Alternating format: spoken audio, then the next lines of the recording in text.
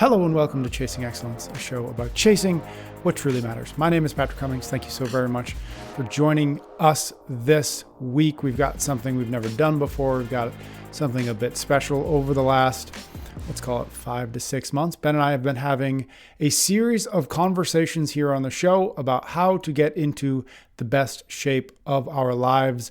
We've done 4 full episodes that go from concept to concept to concept. And I thought as we were wrapping up this year, it would be a fantastic opportunity to put all of those conversations into one extended episode, one special episode, so that you can go from the beginning all the way to the end without having to do too much clicking around. So that's what we've got. We're going to start by examining how just 3 hours a week can transform your fitness, exploring the fundamental framework for sustainable training. From there, we're going to dive into the concept of intentional intensity, learning why maximal effort is not always the answer. We'll then see how this plays out in real-world training scenarios, and then followed up by a detailed breakdown of the 9 essential components that make up a complete training program. So whether you're starting your fitness journey or looking to optimize your current training, this guide hopefully will provide you with the knowledge and framework needed to train effectively and sustainably. And I'm very excited for you to get all of these conversations in one nice package. Before we jump into it, super duper quick, chasingexcellence.email. I would love, if you've been listening for a while, or even if you're new, I would love for you to go over to chasingexcellence.email, sign up for the free newsletter, sign up for all the things we've got coming in the new year. We've been working hard over the last couple months, thinking and planning and strategizing about what we could do over there. And I'm incredibly excited to jump into the new year with you over there. It's the best place to get even more chasing excellence, to get even deeper with the conversations, the ideas, the concepts, the frameworks that we talk about here every single week. So one more time, chasingexcellence.email. Consider heading over. Consider subscribing. We thank you for it. Also, speaking of subscribing, wherever you're listening, watching this, all the doobly-doos, make sure you're doing that as well, because you don't want to miss anything. So thanks. Okay, we're going to jump right into this first episode. Ben is going to lay out a practical weekly framework for optimal fitness that anyone can follow. You're going to learn how to structure your training across 5 days, combine strength work, mixed modal conditioning, and endurance training in a way that maximizes results while remaining sustainable long-term. Let's go. Okay. Let's talk about getting ridiculously fit. Let's talk about getting in the best shape of your life. I want to start with, what does it mean? What does it mean to be in incredibly good shape? Like, what does it mean to be incredibly fit? How do we define that so that we can at least say, okay, in this conversation, this is what we're aiming for. This is where we're trying to get folks to. Yeah, I think it's the right place to start this conversation is to have a shared understanding of when we say get in great shape, what do we mean by get in great shape? And I think if we were to, even as we're saying that in a conversation, people envision certain things, right? Yeah. And it's a six pack, or it's people that are running marathons. It's people that are on the beach and look strong. But right, what does it mean when we say get into the best shape of your life? What do we actually mean by that? And it's not as simple of a answer as we might think, because you look at like a bodybuilder who's got 3.5% body fat, abs that look like softballs, pasted to their abdomen, and you're like, that guy's in great shape, or you talk to somebody that just ran a marathon, and you're like, whoa, wait a minute, you held 6-minute miles for 26 miles, you're in great shape. And so we have to have at least a shared understanding of what we mean by that. And, I think that for people in our space, this is going to be a very anticlimactic, approach to it. I'm not going to use like necessarily the CrossFit definition, but if you were to think about, do you have the ability to lift hundreds of pounds? Just that, like, it's simple. Mm-hmm. Do you have the ability to lift hundreds of pounds? Could you go out and run 5 miles comfortably? And could you do a dozen plus pull-ups? And, if you have those things, I don't think we have to worry that much about it, but do you look the part? Like, I want you, do you have are you lean? Are muscles showing through? Meaning, do you have a 6-pack? I'm not saying the goal is to create, and I'm not saying the 6-pack means What I'm saying is if you have those other things, I'm pretty confident that you are lean, fit, strong, and that you're going to look like you're going to look like you're in great shape. So if you can lift hundreds of pounds, deadlift, and this is kind of a nice way to really simply kind of like layer in your strength. If we're thinking of your deadlift, your bench, and your squat, do you measure that around 100 pounds? Do you measure that around 200 pounds? Do you measure those around 300 pounds? And obviously it's different for males and females, but we'd like for you to be able to do that for hundreds and hundreds of pounds, each of those moves. And same thing for miles. Like, could you go out and run a mile comfortably? Could you go out and run 2 miles comfortably? Could you go out and run 4, 5, or 6 miles comfortably? That's where we'd like you to be able to do. If you're in the best shape of your life, you would be able to go out and run a 5K any given day without thinking about it. It wouldn't even be a thing. Like, it's not a challenge. And maybe running 10K might be a challenge, or running a half marathon, but you could comfortably, you have the endurance to go out and do that thing. And similarly, like, when we think about how many pull-ups can you do you measure that in, 1, 2, and 3? Or are you talking like in the high single digits? Or are you in the double digits and knocking on the door of 20? That's an easy way to think about capacity. Mm-hmm. And then similar is like when you think about how excited you are about the way you look. You're like, man, I really wish I could lose 30 pounds. I really wish I could lose 10 pounds. I really wish I could lose those stubborn extra 2 little pounds. So I would just be that much more confident on the beach. Or are you like, no, like this is the way I want, this is the way my body should look. This is the way I want my body to look. And I'm very excited to take my shirt off at the beach. Mm-hmm. To me, that's a best shape of your life. And now people go, well, what about the biomarkers? What about triglycerides and HDL and all those things? Yes, those are part of that. But if you took the upper ends of those, if you can back squat hundreds and hundreds and hundreds of pounds, if you can run a 6-minute mile and you can do 20 pull-ups and you're around 12%, 10% body fat, meaning you have abs, I'm not worried about your fasting glucose. Like it's not going to be, you're not going to be pre-diabetic. It's assuming that it's not type 1, like that's something different. So those are more downstream. If you are in great shape, it's the best thing that you can do for biomarkers. So those kind of get just pulled in by default. Mm-hmm. So that's sort of the thing we're saying. Like, what is, if the conversation is going to, what is the best way to get into the best shape of your life? That's what we're steering towards, is this really well-rounded capacity. It's not just the actual shape. It's not just wide shoulders, narrow waist. It is the actual, it is not that, but it's also involve the true physical capacity. What are you able to do? And to me, it boils down to like your strength, your endurance, and how much relative strength, it's a technical term, but your body weight, stamina. Mm-hmm. Cool. I want to get into the nitty gritty and the how-tos, but first, perhaps maybe an interesting context question, which is when in this conversation, we're talking about getting in the best shape of your life, getting ridiculously fit. Is this conversation different than if I said, cool, Ben, this time around, we're going to talk about how to become the fittest person on earth? Yeah, it's different. Can you maybe parse those things a little bit? So again, so that when folks are listening, they hear the direction we're trying to go and not perhaps the direction we may have gone 7 years ago if we had this conversation. So I put this conversation in a box where we're assuming people are normal people, meaning that they're going to go to the gym and they're going to spend 45 minutes to an hour and a half in the gym. Got it. This is not, I am a professional spending where I go to the gym at 8:30 in the morning and I leave at 6 at night, which is the people I trained. Mm-hmm. It is not that. So that is a very different goal.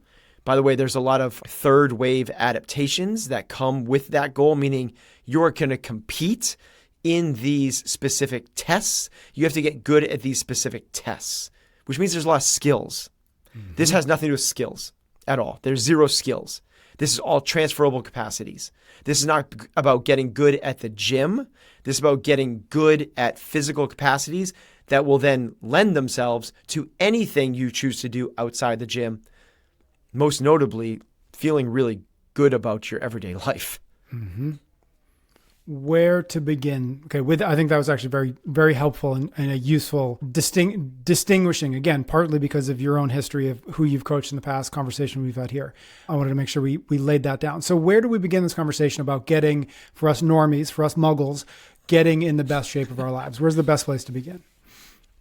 Okay, so if we were to take those kind of 4 different components, right, which is a certain level of strength, that is to be like in the best shape of your life. Yep. That's first off what we're saying is like you need that. So I'm not saying, to be a guy that's 6'1", 145 pounds, be able to run a 2:35 marathon, but the biggest part of your leg is your knee, right? That's not what we're saying.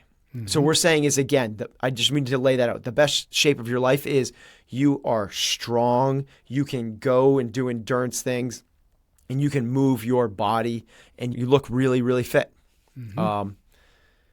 So what we would then do is go, okay, what does this look like on a weekly basis? Let's like time management stuff.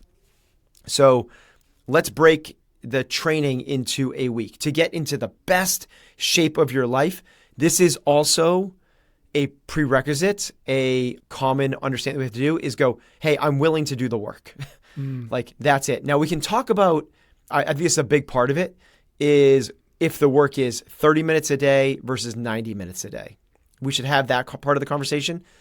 But for starters, we just kind of have to do the outline, right? Which is kind of like, okay, this week I need to drive my kids to soccer on Monday, Wednesday, Friday. I need to cook meals. I need to do laundry twice a week. And I need to make my bed every day, brush my teeth every day. And I go to work Monday through Friday. And on the weekends, I do this. That's your week. We have to kind of lay out the week. So in terms of what we should be doing to get into the best shape of our lives is we should be doing 3 days a week of strength training. Ideally, those are as spaced out as possible. So something like a Monday, Wednesday, and a Friday is really nice. So on Monday, Wednesday, and Friday, we should be doing strength training. That strength training should be done with compound free weights, meaning compound, meaning for strength. And this isn't, again, the bodybuilder thing of getting bigger muscles, because that can make you look better. But what we're looking for is not only to look better, but have that functionality, truly strong. Compound means multi-joint, meaning instead of a bicep curl, which is just a elbow flexion, singular joint, we do something like a pull-up, which is not only the elbow flexion, but it's also shoulder flexion. So now we're multiple joint, right? Instead of leg extension, knee extension, we do a squat. Now it's ankle, knee, and hip, 3 joints. And we would choose to do them with free weights, meaning barbells, dumbbells, kettlebells, free weights, not machines. That's the place we would start in terms of laying out what the week would look like. 3 days a week of compound free weights for strength. What's the best way to build strength? Under 10 reps, ideally closer to like the 3 to 5 rep range. That's where we would start to build the system. From there, we would choose the movements that would have the greatest demand and greatest efficacy, the greatest effect on our strength, which would be the power lifts, or also known as the slow lifts, which would be your deadlift, your bench press, and your squat. Now we could choose the alternatives too, which is back squat and front squat, sumo and conventional deadlift, and bench press and strict press. So we want to center the week built around those things. Then what we would want to do is take kind of the opposite end of the spectrum. That's our strength. We want to go so that we can go and do that 5-mile run. We can just go and jump in and go do it. The way we do that is, this is going to sound crazy, but you only need to run long once a week. 1 time a week, you go for a longer, in air quotes, run.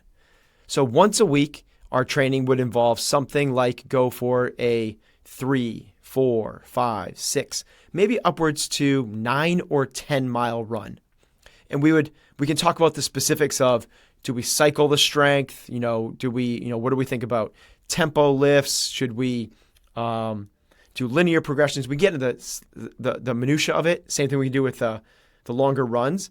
But the gist of it is, do what's comfortable and just add a tiny, tiny little bit.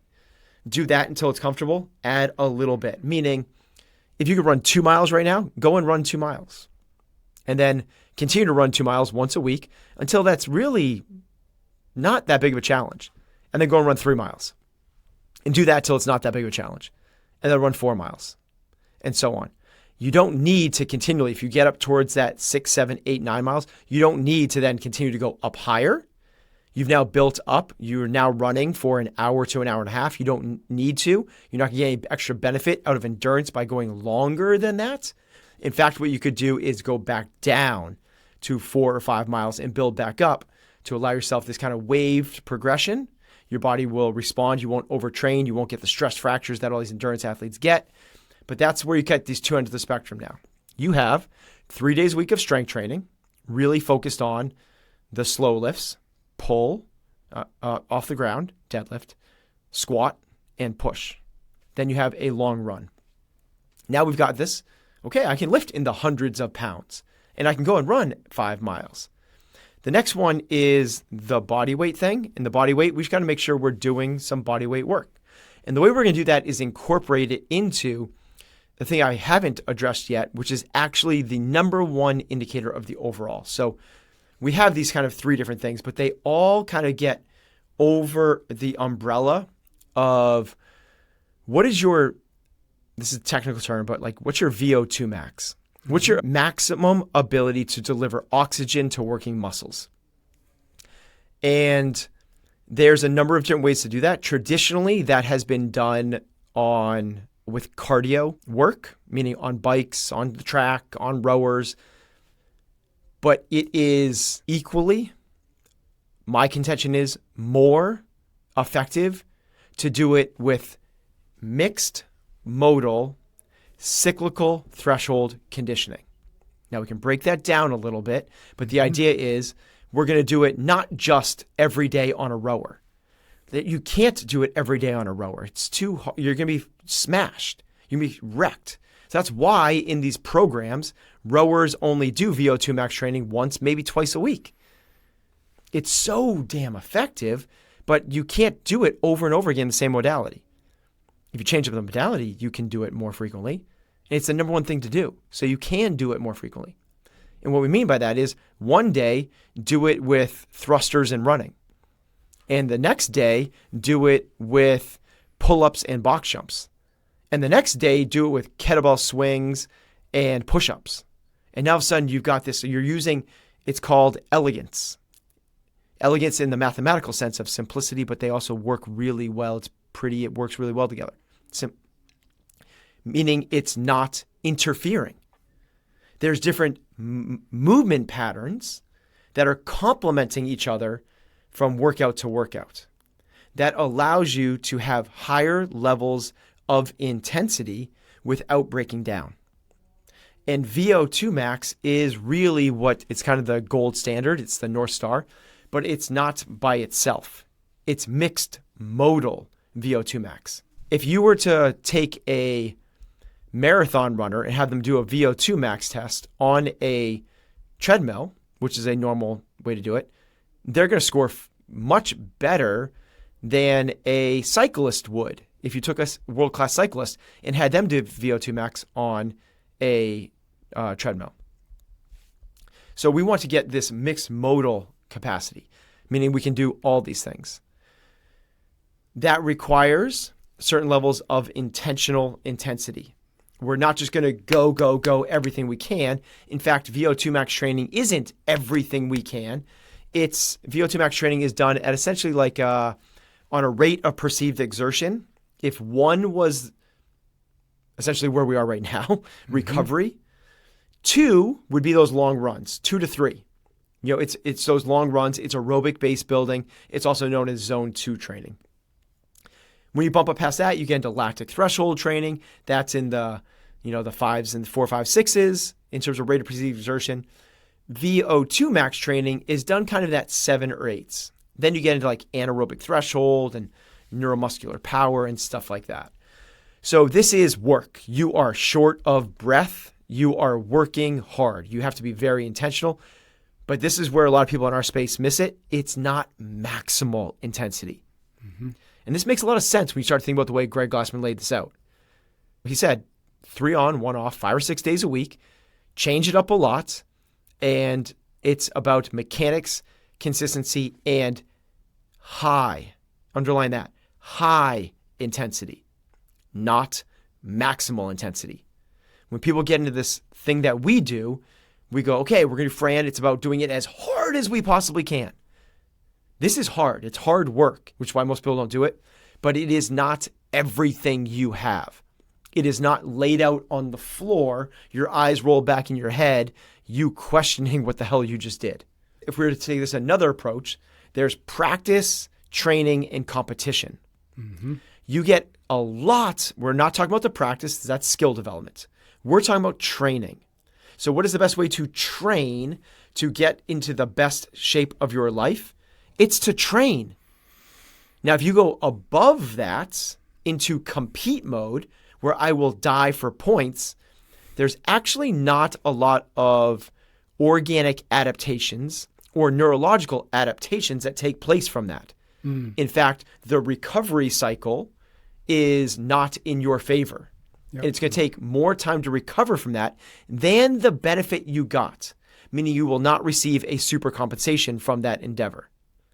So we actually don't want to go there as much as we might think. Mm-hmm. How often do we want to? Once, twice a month, right? Otherwise we just want to train. You're going to get the best benefits from training. You make the most gains, not from playing the sport. You make the most gains from practice and scrimmaging, that type of thing, the training thing.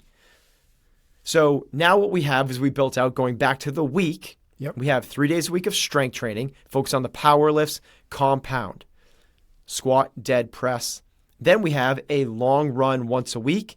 Then what we want to do is on those strength days, not on the long run day, but on the strength days, we're also going to complement those with a similar movement pattern in a mixed modal cyclical threshold conditioning. Mm-hmm. We're going to double up on those and keep them a little bit shorter. Meaning on those days, we're probably going to do something 8, 10, 12, 15 minutes, right? In terms of the power curve, in terms of the wattage you can produce over time, that's really a sweet spot for the adaptations from training. Even if you're going to try to get better at a super high power, meaning the phosphagen system, that might only last 3, 4, 5, 7, 10 seconds, something like a 100-meter sprint for the pros, they don't go out and do one sprint, right? Their training sessions are longer than that, and they might do sprint and rest, work on some starts, do some build-ups, but they do repeats to where the total amount of work is probably somewhere in that 8, 10, 12 minutes. That's where we want to live most of those times, 3 days a week. Mm-hmm. Then once a week, we'll do that same type of thing, but a little bit longer. Something in the 20, 25, maybe in 30 minutes. Cyclical, mixed modal, threshold conditioning, but longer. And then that other time a week, we're going to go for a long run. Mm-hmm. If you do that, now we have the framework. So I'm going to try and lay it out again completely. 3 days a week of strength training. Following those days up with mixed modal threshold conditioning, somewhere in the 8 to 15 minute mark, with similar complementary movement patterns. Meaning if we did our back squat, we might do the condition piece with front squats. Mm-hmm. If we did bench press, we might do the conditioning piece with push-ups or dumbbell bench press. If we did it with deadlifts, we might do it deadlifts or cleans or something else, kettlebell swings. Another day a week, we're going to do a longer mixed modal cyclical threshold conditioning piece in the 15 to 30 minute range. And then once a week, we're going to go and try to build some endurance with our running.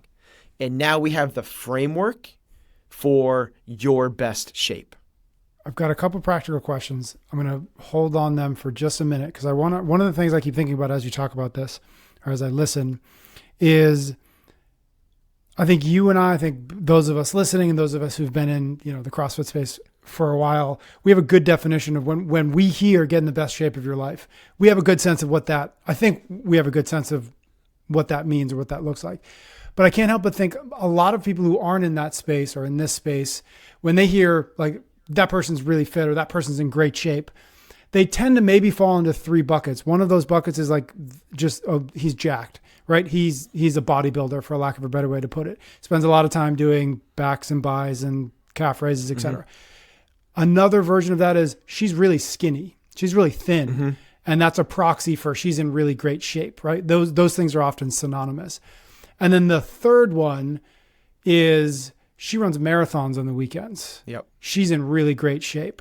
And so before we get into some of the practical questions I have, I'd love to just get your sense of like, again, our worlds are skewed in the way that they are, but do you have a sense that those are still, when people hear get in the best shape of your life, one of those three pictures is in their head, or is it the guy in the CrossFit gym who goes 4 to 5 to 6 times a week? Like, has that changed at all in your mind, in your experience? So when I'm saying great shape, if we're talking about in terms of body shapes, I'm looking for the running back, like the jacked run, yes, like, yep. Great. So there's the football player who's the power lifter. There's the wide receiver, and when I say wide receiver, I'm thinking of like the Randy Moss type, the long and skinny, because wide receivers now can be like jacked, right? There's an awesome show on Netflix right now called Receiver, and they show their training, and the guys are just like, so if that's your picture, then it's actually that. But it's honestly, it's like a great shape, or you know what? It's said another way. It's the Navy SEAL, right?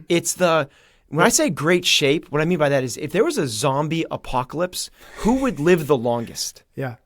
Right? Who are you hanging out with?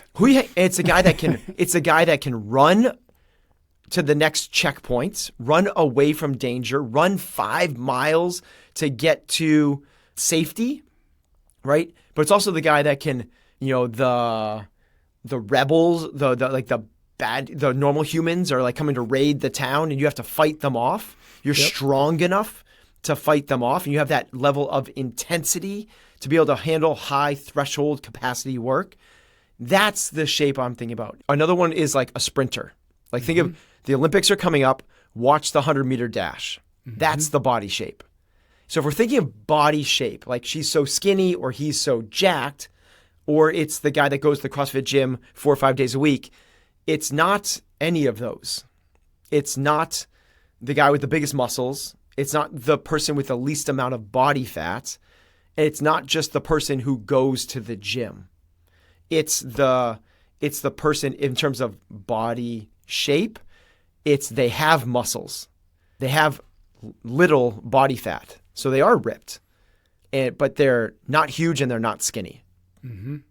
It's an athlete. It's an athletic build. If we were to think about like you look at somebody and you go, wow, they're in great shape. That's what we're looking at. Certainly not the wafy model that most, at least 20 years ago that girls were aspiring to. I think that's shifting a lot. I think CrossFit has a lot to do with that. Thank God. It's also not the bodybuilder for the guys. The guy with the pecs that are so big that they look like a injected chicken, that can't support its own breast and they fall face first on the ground. Yep. Got it. Okay. Some practical questions. I really like what you did with laying it out over the course of a week, because I think I can wrap my head around that. I can imagine that. I can picture that. I can plan for that. I would love to know, in your estimation, how much time would a person need to set aside, right? Because you had sort of started that with like you work 9 to 5, you've got to pick up the kids, you've got all these other things that are either literally on your calendar or at least in your mental calendar of like, okay, I know I've got to do those things.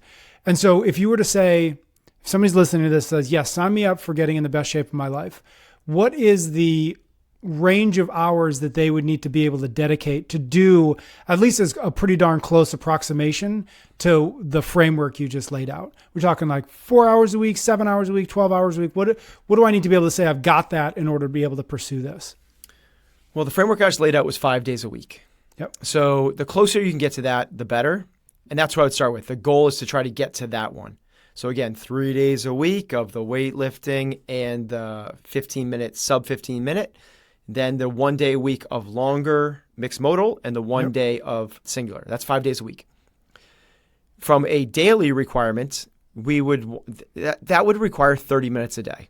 Mm-hmm. Now, not including warm-upping, cool down, and driving to the gym, but 30 minutes of training. So that means that it's hard to prescribe warm-ups because you talk to some people and they spend 2 hours warming up. Yeah. Other people spend 2 minutes. It's 2 minutes, yep. Yeah.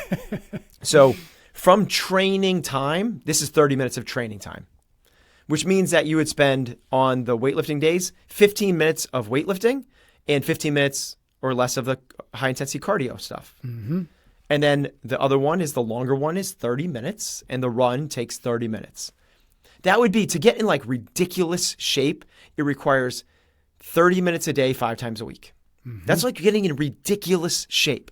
Yeah. Now, if you have the availability to spend 60 to 90 minutes, I'm not saying every day, but a couple days, be able to spend 60 to 90, then what we do is we take that base framework and you add in a couple other pieces.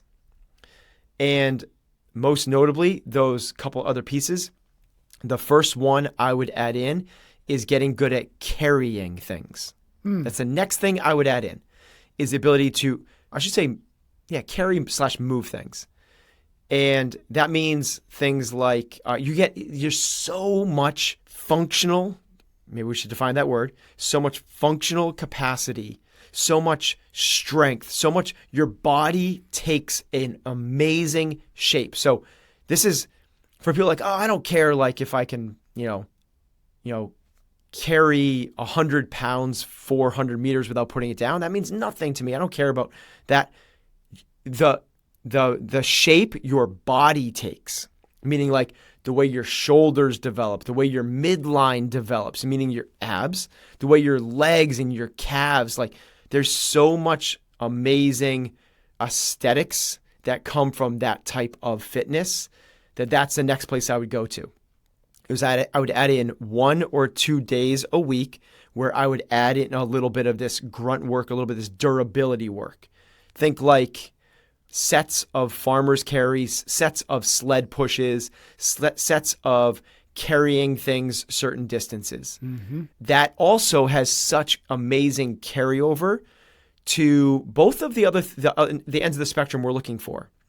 That is one of the best training mechanisms to get to improve your strength, because it's kind of what the West Side guys do. They're some of the strongest human beings on the planet. They do tons of sled work. They just go and push sleds a lot. But it also helps a ton for the long endurance stuff, because again, it builds up so much durability, so much of this gait walking, but it's walking under load or under pressure. And that's basically the most functional thing that a human being can do is get from point A to point B. We're also built to carry things. That's one of the very unique things as us as a species is we can carry things. There's very few other animals that actually do that in nature. Certainly horses do it and camels do it, but there's very few. Yeah, because we make them, right? But there's very few other animals. Dogs, carry avalanche and they put the whiskey underneath or whatever's the bourbon. And, in Switzerland, they go and rescue people and give them shots. That next thing would be carrying, getting good at moving things. So if we were to stretch out a day beyond a half hour, that's the next place I would go is with that. And if we were to go another place, then I would add in a little bit of lactic threshold work. So we've already done a lot of VO2 max. The next thing I would do is the biggest bang for your buck in terms of the cardio piece, which is lactic threshold. And this is where I think people miss it, is you hear so much conversation about zone 2. And the justification for zone 2 is people go, look what the most cardiovascularly fit athletes in the world do. So they take people like marathon runners and people that compete in the Tour de France. And they spend upwards of 80% of their training week, sometimes 90% of their training volume in zone 2. So then they go and they prescribe that to the normal person. But what they're totally missing is the fact that those athletes are training for 3 to 4 hours a day. If you're training 3 to 4 hours a day, then yes, the majority of your time should be in zone 2. Correct. But if you are only training for 30 minutes a day, you will not get the same bang for your buck doing zone 2 for 30 minutes as you will from doing this other triphasic approach, which is this work on your strength, work 1 day a week on your zone 2, and then the majority of your time in this VO2. They should be flipping the question and going, what is the absolute time that those athletes are training in VO2?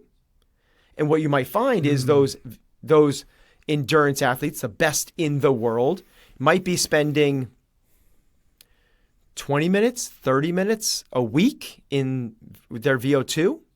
Cool. Let's mimic that portion of their training because that's going to give the biggest bang for their buck. Now, if you have the availability and your goal is world-class cardiovascular fitness, then yes, what I'm saying is you're not going to win the Tour de France by doing this methodology.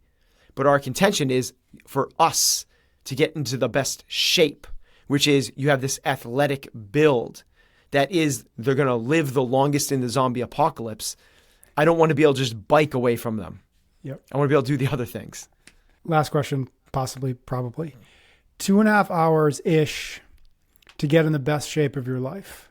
Strikes me as an interesting argument to make because I think a lot of people hear that, get in the best shape of your life, and the thing in their head says, I don't have 15 hours to work out. I don't have 15 hours to go to the gym. I don't have 15 hours to train, however they might define that. And so that's really interesting to me for what you just laid out and say you need to be able to dedicate, let's just round up and say 3 hours of actual training time. Again, to your point, it's not driving to the gym. It's not warming up. But that strikes me as not what most people imagine you would say when they said, Ben, tell me how to get in the best shape of my life. I'm ready to dedicate whatever I need to do. Like I'm ready to be in the gym 20 hours a week if that's what it takes. And then you say, I need you to train for 3 hours a week.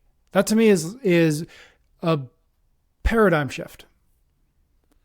Oh, I think for me, for our community, it is not for the layperson, not for the mass, because the mass hears 3 times a week of 15 minutes of cardio. Yep. That's what they've been told. In order to stay healthy, you need to be active. What is active? It is biking, gardening, walking for 15 to 20 minutes 3 times a week. So I think it depends on where you're coming from. Totally. But yes, that is our contention, is that in 2.5 hours, 3 hours a week, you can get into ridiculously good shape. Ridiculously good shape. All right. That was part 1. We're going to jump into part 2 momentarily. Let's say thanks to a sponsor. Before we do so, we're brought to you by Momentous, a supplement company dedicated to enhancing human performance. Visit livemomentous.com. Use the code excellence for 20% off your new supplement routine. In a perfect world, we'd all get the nutrients we need from diet alone. But let's be real, everyone could use a little bit of help to reach their personal goals. That's where the Momentous 3 comes in: protein, creatine, and omega-3s. These 3 nutrients are the foundation for long-term health and support every cellular function of your brain and body, from muscle recovery to increased focus and energy. This daily protocol drives the biggest impact on your health span. What sets Momentous apart is their commitment to trust and transparency. All their formulas are crafted with input from human performance experts and are NSF and Informed Sport certified. This means that every ingredient is sourced for quality, ensuring you're getting exactly what's on the label. If you're ready to invest in your health and join the movement for better supplements, go to livemomentous.com. That's livemomentous.com. Make sure you use the code excellence for that 20% off discount. Okay, now that we understand the weekly framework for optimal training, which we just got through, let's explore why intensity level matters so much and why going all out isn't always the best strategy. Cyclical threshold conditioning. What does that mean and why is it useful for us to know? So if we broke down the words, right, cyclical means that you can keep going. It's like a cycle. It just the wheel keeps spinning. It doesn't stop at any point. Threshold means you're at the breaking point. It's about to come off the wheels. You're about to stop. And conditioning, meaning that we're working our bodies. So I'll talk about just like really simple framework and we'll give some of the science behind this in a second. So what does this look like? It's when you choose a movement, a load, or an intensity, a pace that you could do over and over again without necessarily stopping. Mm-hmm. So what that really means is when I say over and over again without stopping, it's for at least 10 seconds and not more than 120 seconds. Now, it sounds really specific, and it is. And the reason for that is there are a number of energetic pathways, ways that your body uses, creates energy. The one that lasts in that time frame is called the glycolytic pathway. It's basically using stored sugars in the muscles and the liver to produce energy and motion. The ones that are short in that are the phosphagen or ATP. It's really high power. It's things that you couldn't do for more than 10 seconds. So if we were to think of that shorter end, we're thinking about loading a movement. Let's say we were going to do front squats. If you're going to choose a weight that's probably above your 80%, you're going to have to stop after 10 seconds. You're going to get 3 reps maybe. Maybe you get a fourth, but you're certainly not getting deep much past 10 seconds-ish, which means that you're usually just burning up ATP. That is a part of the training, but that's not cyclical threshold conditioning. That's strength training. And this is the definition difference between strength and cyclical. What we want to be able to do is do that over and over. So a lighter load. So this is why most of our loads in our conditioning pieces fall closer to that 30 to 60% range. We might be able to get to some heavy, grindy stuff, but it's going to be very, very grindy. And honestly, once you get above 70%, the strongest athlete's going to win anyway. It is a strength test.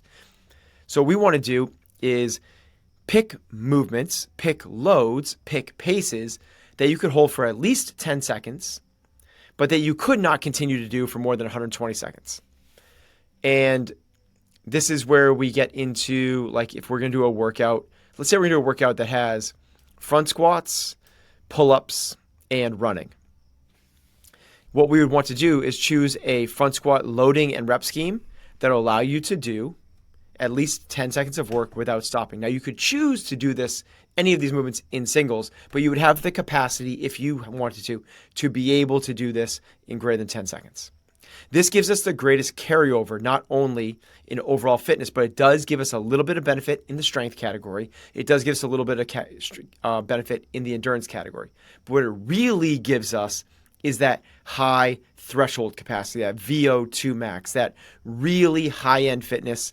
And if we do this with mixed modal patterns, movements, meaning weightlifting, body weight, and running is the workout I just laid out, now we're really getting this broad spectrum of capacities.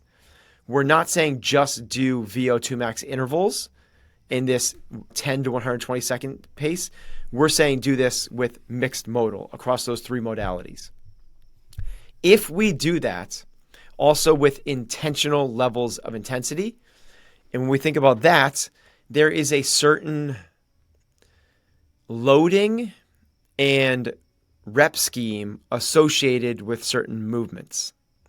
So what we want to do is have the majority of those in what we would call our sweet spot or our threshold. And people that have been in the CrossFit space will recognize this. They'll go, oh yeah, that's where those numbers come from. So if we were to do thrusters, a light thruster is 75 pounds. A moderate thruster is 95 pounds. A heavy thruster is 135. If we were to do power snatches, a light power snatch for conditioning is 75 pounds. A moderate one is 95 pounds. And a heavy one's 135. Same thing. If we were to do a clean, a jerk, or a front squat, the light is 95. This is guys' numbers. The light is 95. The moderate is 135, and heavy is 185. If we do deadlifts, the light is 185, the moderate is 225, and the heavy is 275, maybe 315. So there's these associated rep schemes and the associated loads with light, medium, heavy. Then from there, if it's going to be a light, what you do is you prescribe somewhere between 75 and about 100 reps. If it's going to be moderate weight, you're going to program somewhere around 50 reps. If it's going to be heavy, you program somewhere around 30 reps. And now you start to see how these workouts took shape. So if we take a workout like Fran has a moderate weight thruster, 2159, which is 45 reps. The 50, it's the middle. Again, the light is 75. Let's take a workout like Randy, which is 75 power snatches at 75 pounds. Light, how many reps? 75. Let's take a workout like Isabel, 135 snatches, but it's only 30 reps because it's heavy. You start to Diane, 225 deadlifts, 2159, 45 because it's the moderate. And we start to see is like the majority of these girls, heroes, and all the rest fall in the moderate range. Now, here's the interesting part is it's not just for loading, it's also for body weight movements. And there are certain prescribed rep schemes that fall in the sweet spot. This is why you don't see workouts with 2159 sit-ups. It's not enough. It doesn't get you to your threshold. Sit-ups, that number is 150. So 3 rounds of 50 or 50, 40, 30, 20, 10. Annie, right? Or 5 rounds of 30. Like that's how you get to the threshold of the cyclical. Really hard to keep going, but you can keep going. Similar is like with pull-ups. Pull-ups for most workouts, we're going to have pull-ups are a moderate movement. We're going to have somewhere around 50. Fran, that's on the faster side, but we could go as high as up to 100 reps there. When you get to the 150, now you're tipping over. That's Eva, and that's really high. Murph is on the higher side, right? But it's not crazy for the pull-up number. And you start to see like, oh, there are these associated numbers for these different ones. And for most body weight movements, for the moderate ones, it's going to be somewhere between 50 and 100. The lighter ones like ab mat sit-ups will be closer to the 150. The really big, beefier ones like 30-inch box jumps will be closer to the 30 or the 50. And now you start to see how like, oh, intentional levels of intensity. And then what you do is you pair those movements with elegance, complementary movement patterns that allow you to keep the intensity high. Meaning if I do a workout that has bench press, push-ups, and dips, the intensity of that workout is going to go down very, very quickly. Again, intensity is power. Same thing. They're synonymous. How much power can you produce is the intensity of the action. Power is your force, the weight, times the distance, times the reps, times how long it took you to get there, how long it took you to complete it. If I'm going to do a workout that has 20 bench press, 20 dips, and 20 push-ups, man, that's gonna take me a long time to finish. But if I paired that bench press with pull-ups and running, wow, now I could keep that because, yes, my heart rate's going to stay high. I'm staying in that threshold range, but because I have these complementary movement patterns with intentional levels of intensity, it's going to get us a whole lot fitter. Then what we do is we take that and we pair it across not only intra-workout, but intra-days. From one day, we're going to pair a lower body push and upper body pull like Fran. The next day, we're going to pair a lower body pull and an upper body push like deadlift and push-up. And now all of a sudden, we can keep this really high. This is where we talked about this a little bit in the last podcast, but you can train VO2 max more than once a week, which a lot of people are doing because you can change the modalities. You're not using the same muscles. You can work at this high level of capacity because you're doing it at such elegance and such complementary movement patterns with such intentional levels of intensity. The last place that is, are you the time variance and how long we're going, how much volume we're doing. Intensity is not just how fast you're going, how much weight you're lifting, but it's the overall workload as well has to be accounted for. And then you vary the days that way as well. And then you vary also week to week to make sure you're getting there. And also we have this better kind of definition of what cyclical threshold conditioning is done at intentional levels of intensity, making sure that you also have a day for a back off, a day for a moderate, and probably only one day where you're truly throwing down with a lot of intensity. That's kind of the appropriate way to get into the best shape of your life for the long haul as well. How do people get this wrong? What have you seen either from a coach who's writing programming or an athlete who's just like, I'm ready to throw down? Where in everything we talked about in that first episode, that framework, but mostly what we just talked about here was cyclical threshold conditioning, intentional intensity, elegance. Where does the train go off the tracks most often in your experience? Well, it goes off the tracks most often in the minutia, but the greatest differentiation is in the details, right? Mm-hmm. That's what makes the difference. And it's nailing the associated movement, loading, and rep schemes. If you do a workout with 100 thrusters at 135 pounds, I know that's super hard. That's not the point. We're not trying to make a workout harder. You're trying to put it in the right cyclical threshold. The other place that they go wrong with it is they just it's the same thing, is they just try to make workouts harder and harder. And they can get games athletes do this all the time, where they make it so hard or heavy that they're actually losing a lot of the threshold conditioning. They try to beef it up. I'm going to do these as bar muscle ups, but now they have to rest 30 seconds between sets. That's not cyclical threshold conditioning. That's start, stop, start, stop. That's interval training. Again, what we're trying to do is get about 5 days a week of this cyclical threshold conditioning. Mm-hmm. That's really what we're looking for. Now, if you are truly a games athlete and you have the capacity to rip off 35 bar muscle ups, yeah, you could do a 2159 with some heavy thrusters and some bar muscle ups and have it be that. That is not the case for, forget about the 80-20. That's not the case for the 99% of us. Mm-hmm. You, me, and almost every one of our members would get so much fitter if we did regular burpees, we did regular pull-ups, we did thrusters at 95 pounds, and we weren't trying to do handstand walking and doing 2 ugly ring muscle-ups and resting for 4 minutes between sets just to kind of get up there. Cool and sexy. Yeah, you can Instagram it, and yes, you can gain a new skill. But again, the skill portion of this is not part of the protocol. Do you have endurance? Do you have strength? Do you have high levels of capacity? Best shape of your life. Your body doesn't know if you can do a muscle up or not. Your body does know if your VO2 max is 35 or 55. How often is it the case? Because we're talking about threshold, we're talking about intentional intensity, we're talking about sort of the finding the sweet spot. How often is it the case that ego is the thing in the way? Because I want to do it at 135 because that's what's on the whiteboard, but I can't do that in a cyclical manner. I have to do it I have to do one, I've got to take 3 big breaths. I suddenly am doing a different workout than was prescribed. If more athletes understood, which is kind of what I'm getting at, if more athletes understood that what the goal here is the cyclical threshold conditioning, not doing what's on the whiteboard just because it's on the whiteboard, or not just doing 135 because, I want to be able to say I did that at 135 pounds or 225 or whatever it might be. Is understanding what we're actually aiming for, that cyclicality, helpful to get people away from the bad decisions that they make before the workout? Yeah, it's important to understand it. I think it's more the coach's responsibility than the athlete's.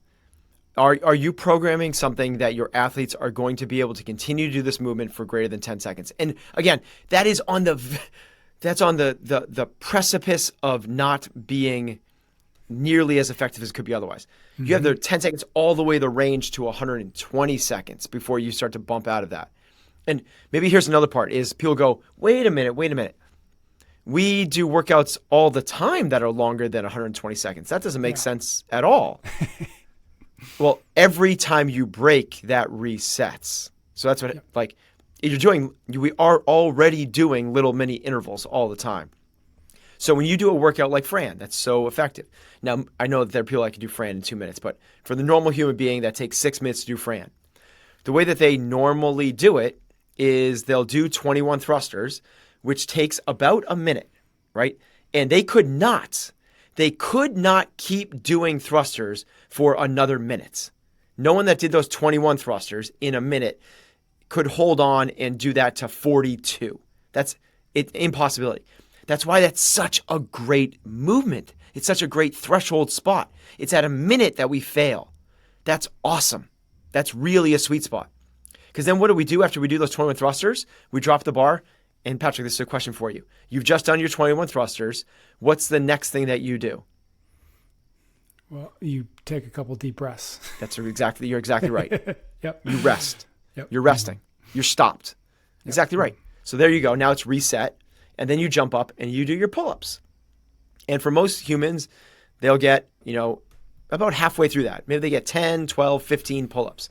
So they've done another 20, 25, 30 seconds of this movement. And now we're squarely in that glycolytic pathway. This is awesome. We just did a minute of work. This is, you make up the intervals as you go, which is you just did a minute of thrusters and then you rested for 15 seconds. You jumped up, did 35 seconds of pull-ups, came down, rested for another 20 seconds before you jumped up and did another 15 seconds to finish out the set. Then you walked over to the bar. You have 15 to go. That's daunting after what you just did. So you rest for 25 seconds, pick up the bar, and you get 8 reps, which takes you 35 seconds. You drop, and now you get where I'm going. What we're doing is when we're doing Fran, we're not doing a 6-minute workout. We're doing a whole bunch of chunks in that cyclical threshold, in that glycolytic pathway, greater than 10 seconds, but less than 120. And that's our sweet spot. If we can live there 5 days a week, man, we're going to get some crazy amounts of fitness. Mm-hmm. So here's to answer your question, go back to it, to answer your question. It's not the athletes. It's the coaches writing the program. The coaches writing the program are not setting their athletes up for success. And when their athlete comes in and they don't have that capacity to be able to do, so if your 1 rep thruster was 100 pounds, right? And you could do 2 unbroken pull-ups. Can you do Fran? Technically, yes. Yes, you can. Why? Now, technically, yes is the right answer. Because should you do Fran prescribed? No. No. Why not? Now you have the answer for that. Yep. Because what's going to happen is you're going to do your 1 rep thrusters, 100 pounds. You're going to do a thruster at 95. And what are you going to do? You're then going to drop the bar. You haven't yet worked for the 10 seconds. You need to be able to get at least 3 or 4 reps unbroken. That's how we get to, if you can't do that, and again, that would be crazy. That'd be heavy Fran, crazy heavy Fran. That'd be like Fran being prescribed for us at 155, where my thruster is probably like 185. Yours is probably about the same. Could we do Fran at 155? We could, but it wouldn't even be a conditioning thing. It'd be a strength thing. We're building up strength, endurance, not capacity at that point. Capacity the way we're defining it. Mm-hmm. Can you maybe pull apart a little bit more? We talked about intentional intensity. And one of the things that everybody knows about CrossFit, or at least they think they know, it's that this, constantly varied at high intensity. What is the difference between intentional intensity, high intensity, and absurd intensity? Yeah. Okay, so first, Greg Glassman, when he coined it very well. Mm-hmm. Very, very well. Concept of varied functional movements performed at high intensity. What everyone did was then they destroyed that and took out the word high and inserted maximal. Right. And this program is not supposed to be done at maximal intensity 5 days a week. Greg Glassman himself said that is unsustainable. You are not supposed to do that. It was a thing that went on the internet for a while ago. It was like doing CrossFit at maximal intensity 5 or 6 days a week is a recipe for disaster. Whose quote is that? It was like, post the comments. Mm-hmm. And the people with all these CrossFit haters and stuff like that, it was like, actually, it was Greg Glassman.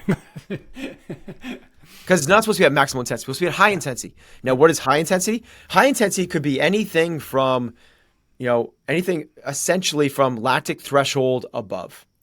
Meaning, as long as it's above that kind of zone 2, we're at a relatively high intensity. That's a high intensity. it's unsustainable, essentially, is another way.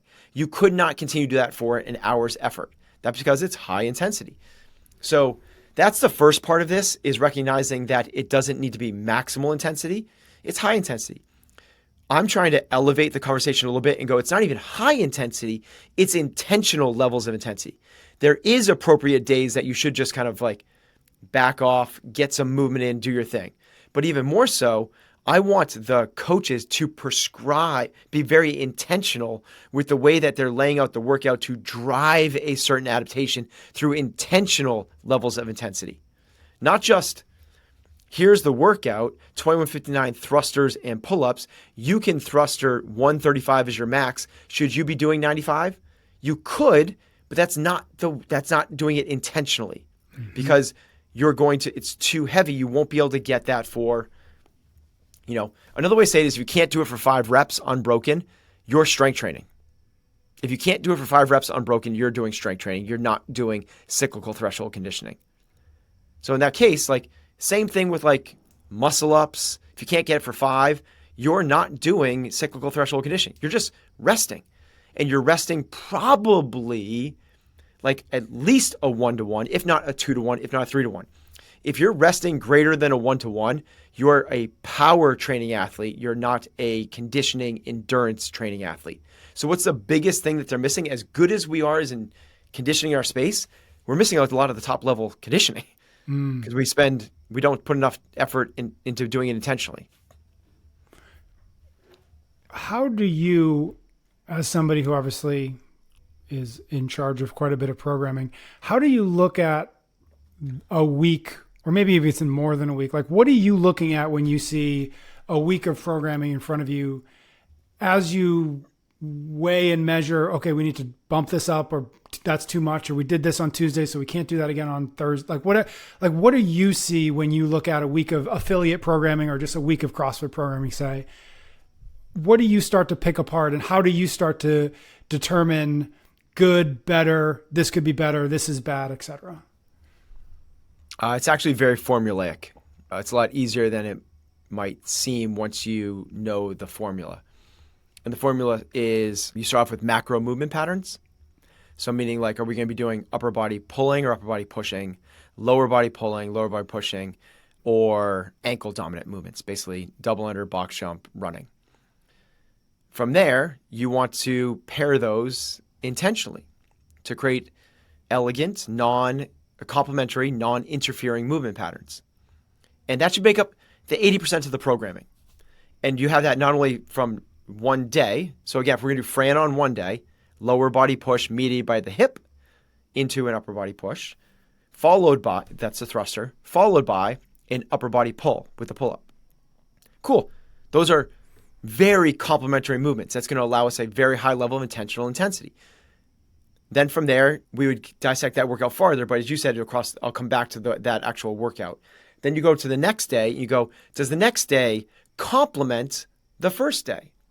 And if it has, again, lower body pushing and upper body pulling, then the answer is no. But that still doesn't make it wrong. You'd have to know what the third day is, because if you went something like that's close, right? Maybe you did like a walking lunge and a kettlebell swing, right? Okay, but then that means that next day should be really far removed from that. So what we want to do is not only look at the complementary that allows the higher levels of intensity intra-workout, but from day to day as well. So that's the macro movement patterns. Once you lay out the macros, then you go to the micros. And the micro movement patterns make sense. So if we're going to do lower body push, okay, are we going to do a wall ball? We can do an air squat. We can do a front squat. We can do a thruster. We can do a walking lunge. Like, we can choose which of those lower body pushes we choose. We want to make sure that those are varied across the week. Meaning it doesn't make sense to do just a whole bunch of front squats every time we do the lower body push. Mm-hmm. We don't want some wall balls. We want some air squats. We want some lunges. We want some front squats, and so on. Then from there, we go to what we talked about before, is like, are we hitting the sweet spot? So if we're going to be doing wall balls, are we doing wall balls in sets of 10? Like, whoa, that's like 5 sets of 10 doesn't make sense. That's only 50 reps. Wall ball is a light movement. We should be in the 100 to 150 range, or the opposite.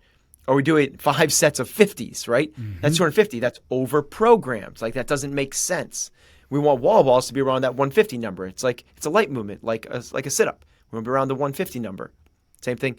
Air squats, we want to be around the 200 to 300 number. Push-ups, we run around that 150 to 200 number. Pull-ups, we run more around the 50 to 100 number. And you guys like, are we in that area? And then from there you go like, well, how long are these workouts? Are they all 10 minutes, or some 10, some 20, and some 30? And then we have that, and you pair that then with, are we getting appropriate levels of strength? And we're getting something long enough in there to work on endurance a little bit. Okay, we're going to continue. Let's say thanks to another sponsor before we jump into the next part of this conversation. We're brought to you by the iconic Defender.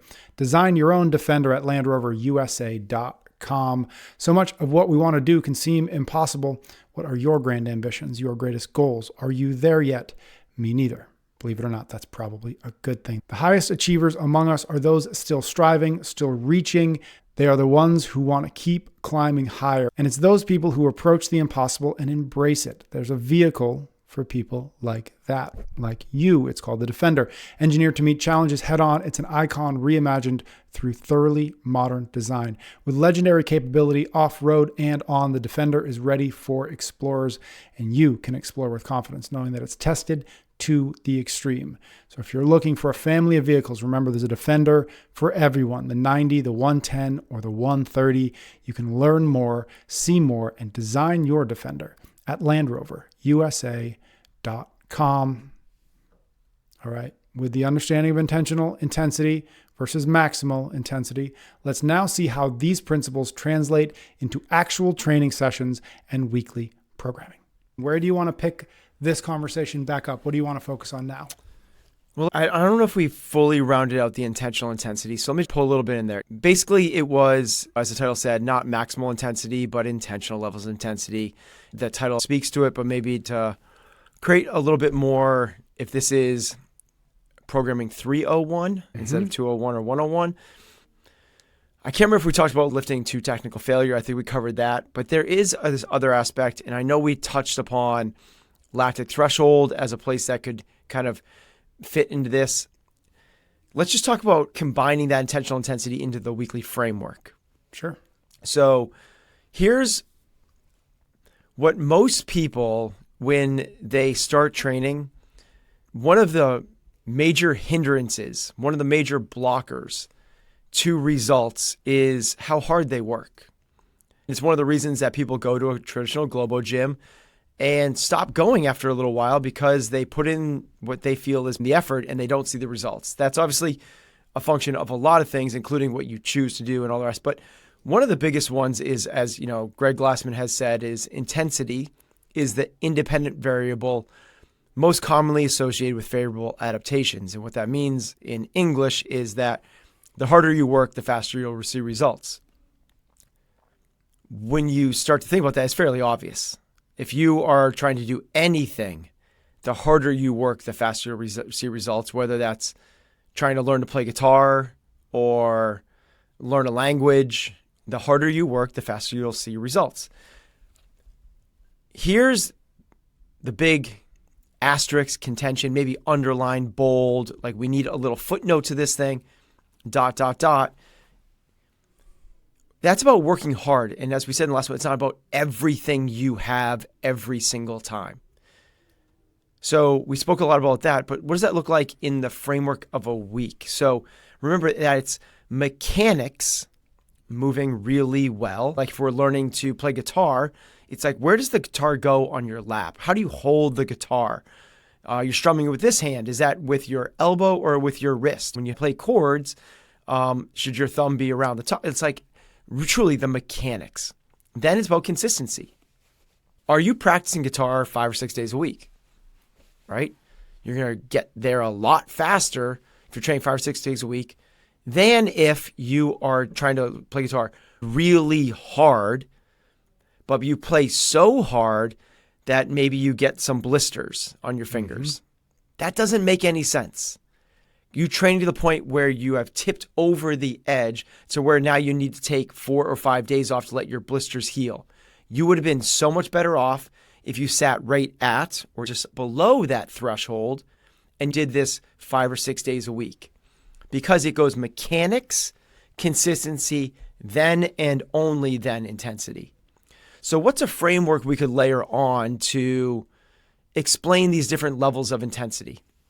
In the aerobic world, they are into prescribing intensities. They usually do it through either pacing, but the most common way is heart rate. Mm-hmm. And what they'll say is that there is a few different zones of training. There's also just different types of training. So people start to hear these common terms that we're about to talk about. A very low level of intensity is called zone 2 training. And there is a zone 1, but we're not far out of zone 1 right now. Zone 1 is essentially active recovery. If we were talking about heart rate, it might be like 100 to 120 beats a minute, where you're just kind of moving, but you're not really getting physiological adaptations.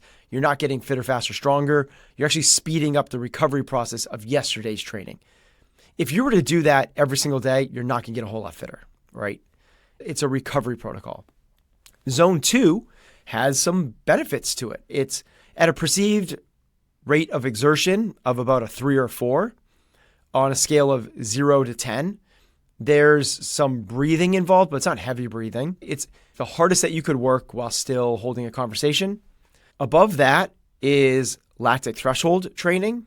Lactic threshold training is stuff that would benefit you for, and by the way, zone 2, really good for endurance building, really good for recoverability and endurance. Lactic threshold is really good at getting you at like hour-long efforts, mostly limited by your lactic threshold. Above that is VO2 max training. VO2 max is getting attention right now, mostly through Peter Attia stuff. That is essentially what could you hold for 20 minutes. But really it's race pace effort of that 8 to 12 minutes. So like the VO2 max tests, a really common one is just like a 12-minute, how far can you run in 12 minutes, measure the meters. It's really well correlated to VO2 max. Zone 2, rate of perceived exertion, 3 or 4. Lactic threshold, rate of perceived exertion, 5 or a 6. VO2 max, 7 or an 8. When we get above that 8, we're now tipping above that 90% of your maximum heart rate, and it's really unsustainable. So, going back full circle, intensity matters. It only matters after mechanics and consistency. Here's the big thing. In the Globo Gym, intensity is the thing that people need to lean into.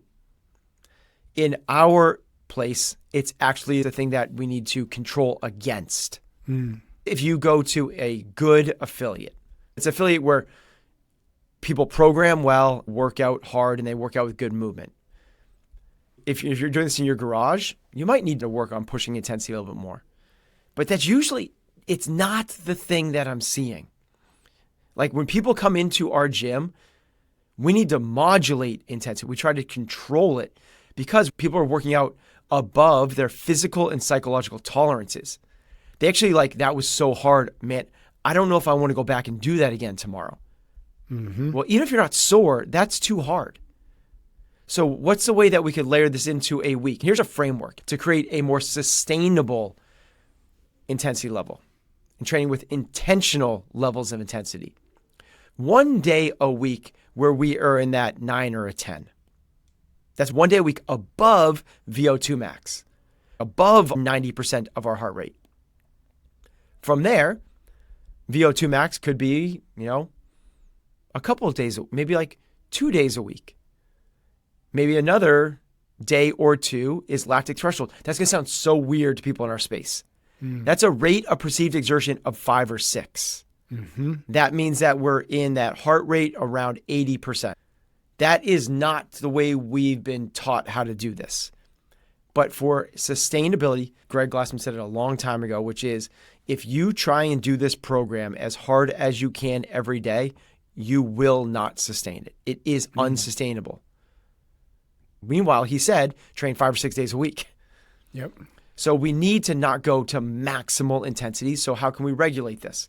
If you went long and slow once a week, go for a 3, 5, or 10K run, depending on your ability. 3, 5, 10K run at a zone 2 pace, 65% of your max heart rate. There's your zone 2, once a week. From there, twice a week, do your metcons, your conditioning, at a lactic threshold pace. Rate of perceived exertion of 5 or 6. That's really chill. These movements are so powerful, you can get your heart rate jacked up so fast. That's really chill. Then another 2 or 3 days a week, try VO2. People in the endurance space are going to go, that's unsustainable. That's because you're doing your VO2 max stuff with the same thing every time. You're always doing it with running, or you're always doing it with biking. If you do it one day with push-ups, sit-ups, and squats, and the next day is rowing and kettlebell swings, it is sustainable. Mm-hmm. That's the big difference. We do it with mixed modal. So you can keep doing it because your muscles are getting a break, but your aerobic system can keep going. Your CNS does not get necessarily drained as much from the VO2 max if it's mixed modal as well. From there, then 1 day a week, we go to anaerobic power. Anaerobic power is that, let's see what we got, 9, 10, everything, and go. This is how we get up to 5, 6, or even 7 days a week of training. Mm-hmm. We say it again. You can do 7 days a week of training if we put some of those days in as what in our space we would call it active recovery. It's just lactic threshold training. A rate of perceived exertion of 5 or 6 for some of your metcons. I just want to put that in as another bullet point underneath, or maybe combining those two conversations we had in part 1 and part 2 of how can we bring intentional intensity into the weekly format. Yep, I love that. And that's a great blending of the first two. So my first question is something I've heard you say before, but maybe we can nail it on the head, which is programming can incentivize, or the kind of programming you're doing or following can incentivize this sort of behavior. Can you unpack that a little bit more and give us some examples as to what programming can look like so that it gets us to a place that 5, 6, 7 days a week is not an impossibility because we burned ourselves out on day 3 or 4? This then becomes a question of, are we programming for a group of people, the masses, or individuals? Okay. So if I'm programming for a group of people, either small private training or a small group training, semi-private, or my 9:30 class, that's going to look a little bit different than if I'm programming for Patrick. Yep. And it's going to be very different if I'm programming and putting out programming into the world and I don't know who's using it. Right. The more specific answer is, if I'm programming for you, if the first thing I need to know, this is actually maybe the better way to start this conversation, I need to know how often you're training. Okay. Like based off your schedule and your goals and your wants and what you want to. So if you tell me, hey, I can commit today to 4 days a week. Well, if that's the case, I might not do any zone 2 because we don't need the zone 2 in that case. But you go like, no, like I really think I need to build up my endurance. I'm a former football player and power lifter. I get really smoked for anything that's over, 4 or 5 minutes. Then I'll add that in. So what we want to start with is the most impactful thing. What's the most impactful thing we can do? Mm-hmm. From there, we'd still want that hard effort a few days a week. And VO2 max is hard enough for a few days a week.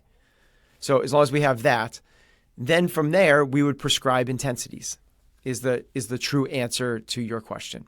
If it's for an individual, it then becomes, is this a way, I'll use myself as the avatar. I plan my week to train 7 days a week. There's many weeks that's not a viable option.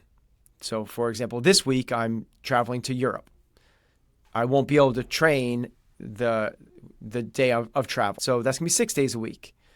There's next week I'm flying back. There's another day gone, right? So there's certain days that it just pops up, but I don't plan a rest day. I plan for 7 days and things pop up. Mm-hmm. I do my long, slow distance, my zone 2 on Sundays, Sunday run day, where I'll run somewhere between 4 and usually 7 miles. On Mondays, I don't go hard.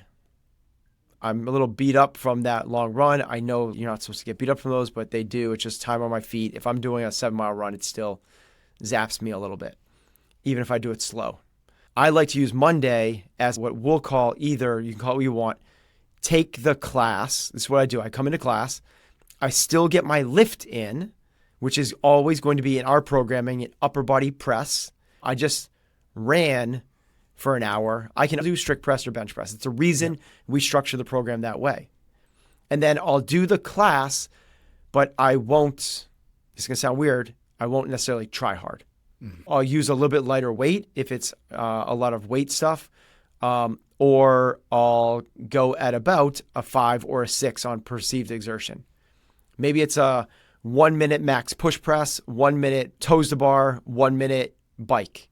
I'll do that, but I'll use less weight on the push press. I won't try to squeeze out every possible rep I can.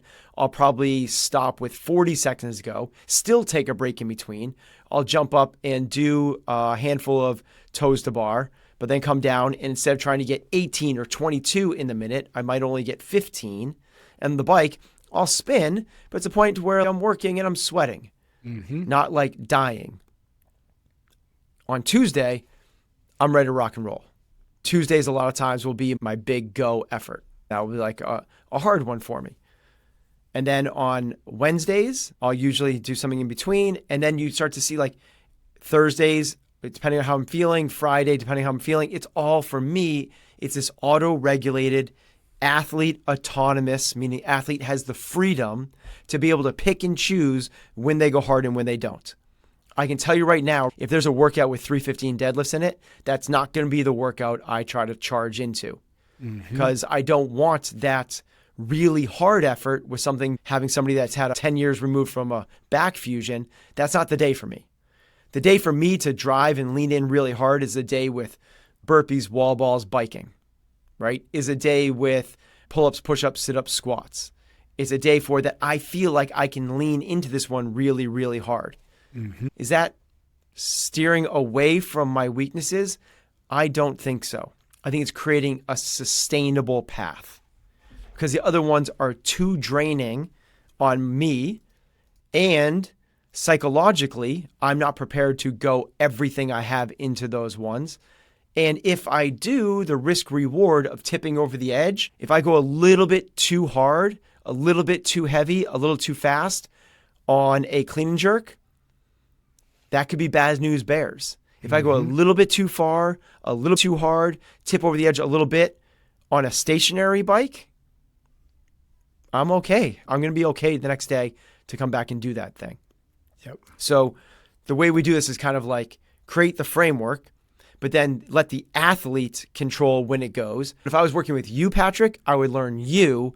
And I'd be like, hey, so on Mondays, we're going to do this. On Wednesdays, we're going to go this. And I would give rate of perceived exertion. And let you choose where that is. Maybe you have a heart rate monitor. I don't love that, because if you're doing burpees and clean and jerks, your heart rate's going to be so much higher than if we're doing Turkish get-ups and sit-ups, right? It's going to be a totally different ballgame. That was a good segue into the question. I've got kind of a two-part question, so answer whichever one makes sense to answer first, which is, how do you, either yourself, ourselves, or as a coach, how do you help others figure out where their rate of perceived exertion is, especially in light of what you just said, which is like, I don't really love the idea of the heart rate monitor. How do you get people to a place where they're going into a workout with that mindset of today's this kind of day, tomorrow is going to be a heavier, harder day? And the other side of that question is, what have you experienced in the gym that keeps people from modulating their intensity in the way that you just described? At the beginning of this conversation, you said oftentimes in the gym, in the CrossFit space, we have to pull people back. And so two questions there. One, how do you teach somebody how to understand these things, how to feel it? And then what gets in the way of effectively putting into place the sort of practice that you just laid out where you do have that sort of modulation? Okay, so the first one is, how do you get people to understand the rate of perceived exertion? First part of that is, you're never going to get it right. You're never going to nail it. You're going to be in a neighborhood. It's like, do I know if I'm at an 8 or a 7.6 or a 9.1? No. Does it matter? No.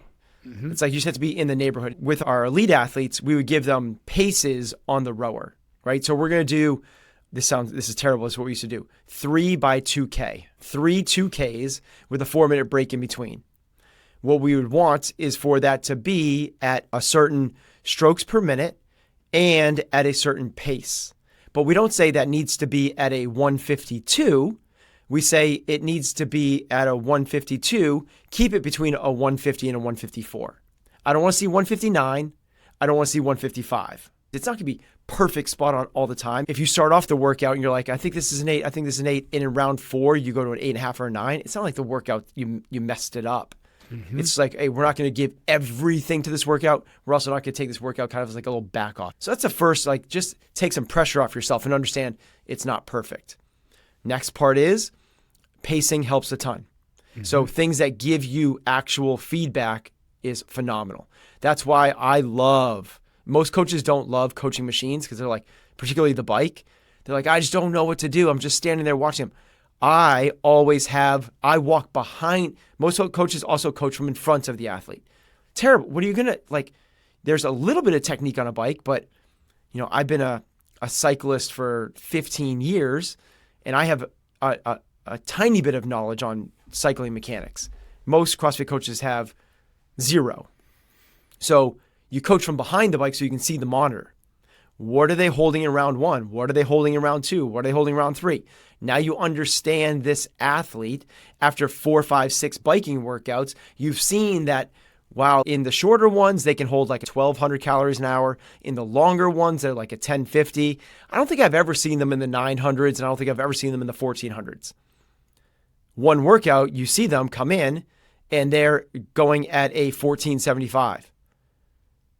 That allows you the opportunity to have a targeted conversation with them, which is like either you're burning it down today or you're doing something that's unsustainable. So you get to learn the athletes and learn where they are. I coach the 930 class every day. I have the same 25 athletes. If you gave me someone's name in my 930 class, I can tell you what pace they bike at. Within 50 calories an hour, I know what they bike at.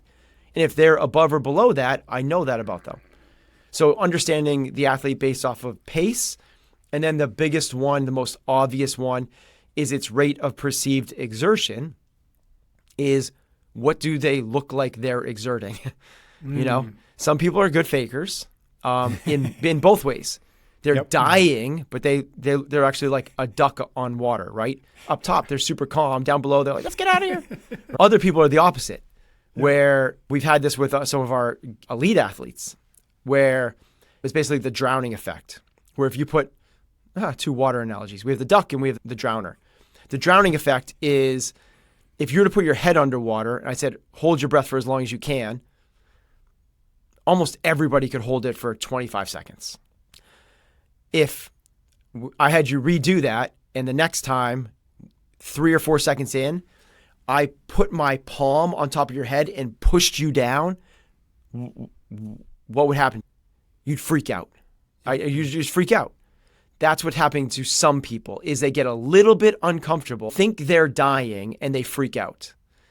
In those cases, we can do things like step tests, where you slowly increase the intensity over time. Where you start off on a bike. I love the bike because there's an inverse relationship between technique and intensity. The bike has very little technique, which means somebody 300 pounds overweight can actually work hard on a bike. There's not a lot of things that we can get that 300-pound athlete to work with intensity levels because there's too much technique. Even running.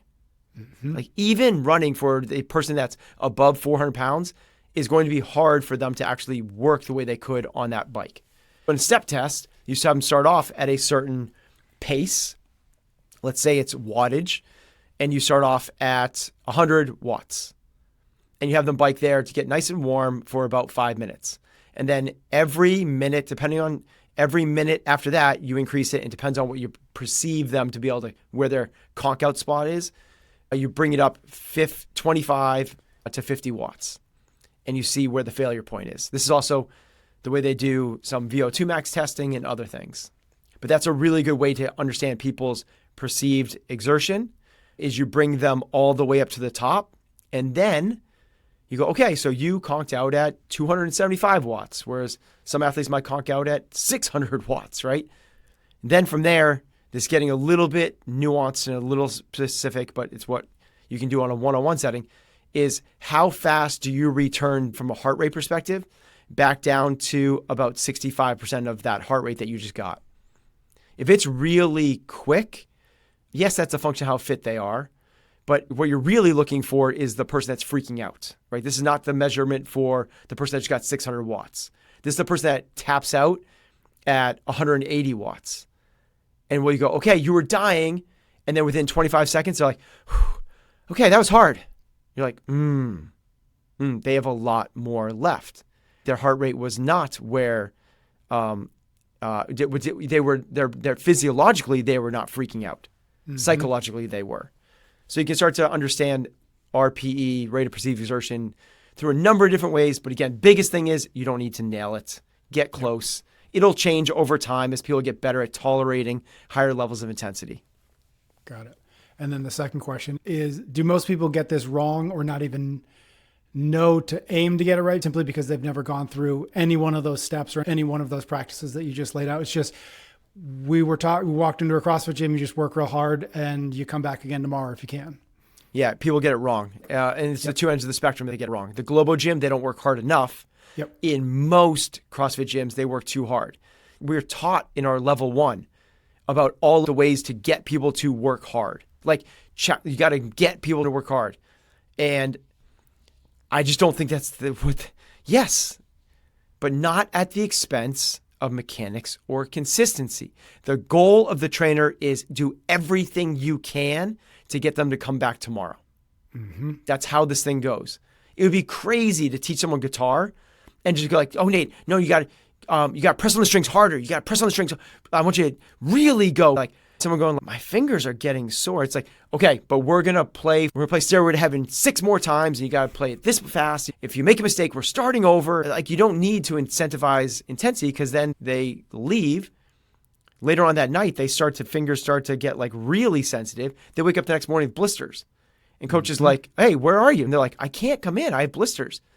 And coach is like pissed off. It's like, no, the coach drove them to that, as opposed to everything in the beginning, particularly in the beginning while we're trying to establish the habits. Because remember, the habits are 5 or 6 days a week. Yep. And that's not the expectation from day one.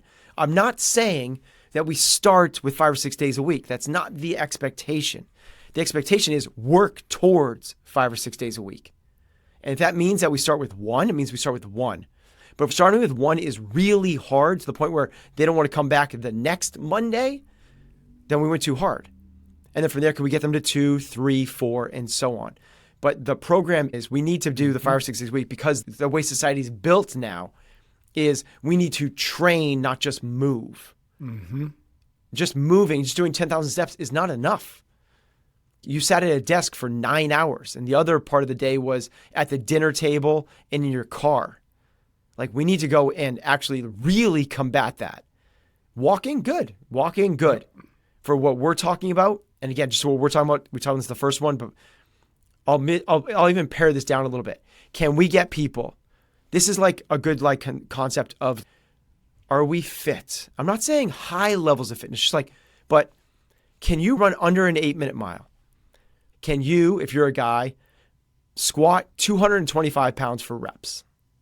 Like 2 plates, 245s. That's like a body weight and a half for most people, right? Somewhere around there. Then from there, could you also do 10 strict pull-ups? We can get everyone to be able to do that. If you're 400 pounds, I can get you to do that. And once we're there, that's awesome. We can do anything we want in life. That's such a great place to live. Now, if we want to pursue that farther and we create a hedge against sickness, can we get a 6-minute mile? Can we back squat 315? Can we do 20 strict pull-ups? That's not even what we're talking about. We just want people to be living non-sick lives. Mm-hmm. And our standard for that has been so degraded by the norms that we've lost what normal human function is. You take any hunter-gatherer and they'd be able to do that without training. Just from the amount of stuff they carry on their backs, amount of movement they do, and how much they climb trees and lift things off the ground, they would be able to do any of those things. All right. The train is a-rolling. Let's say thanks to one last sponsor before we jump into the next part of our extended conversation. We're brought to you this time around by Cozy Earth. Have you ever thought about how your sleep environment can affect your fitness and health? Of course you have, because you listen to the show. Well, our friends at Cozy Earth have as well. They have designed a range of luxurious and comfortable bedding and loungewear that elevates your sleep experience to a whole new level. After a solid day of training, there's nothing better than immersing yourself in the rejuvenating comfort of Cozy Earth's bedding. Trust me, your body will thank you for it. And guess what? Your sleep sanctuary doesn't have to be limited to your home. With Cozy Earth's travel-friendly products, you can say goodbye to restless nights and hello to revitalizing sleep wherever life takes you. And let's not forget about their temperature regulating bamboo joggers and pullover crew. They're perfect for those post-workout relaxation sessions, keeping you cool and comfortable no matter what comes next on your fitness journey. So why not give it a try? Go to CozyEarth.com and unlock an exclusive discount with the code EXCELLENCE. All right. We've explored how to implement intentional intensity in our training. Now we're going to zoom out and examine the complete picture, the 9 essential components that make up a comprehensive training program.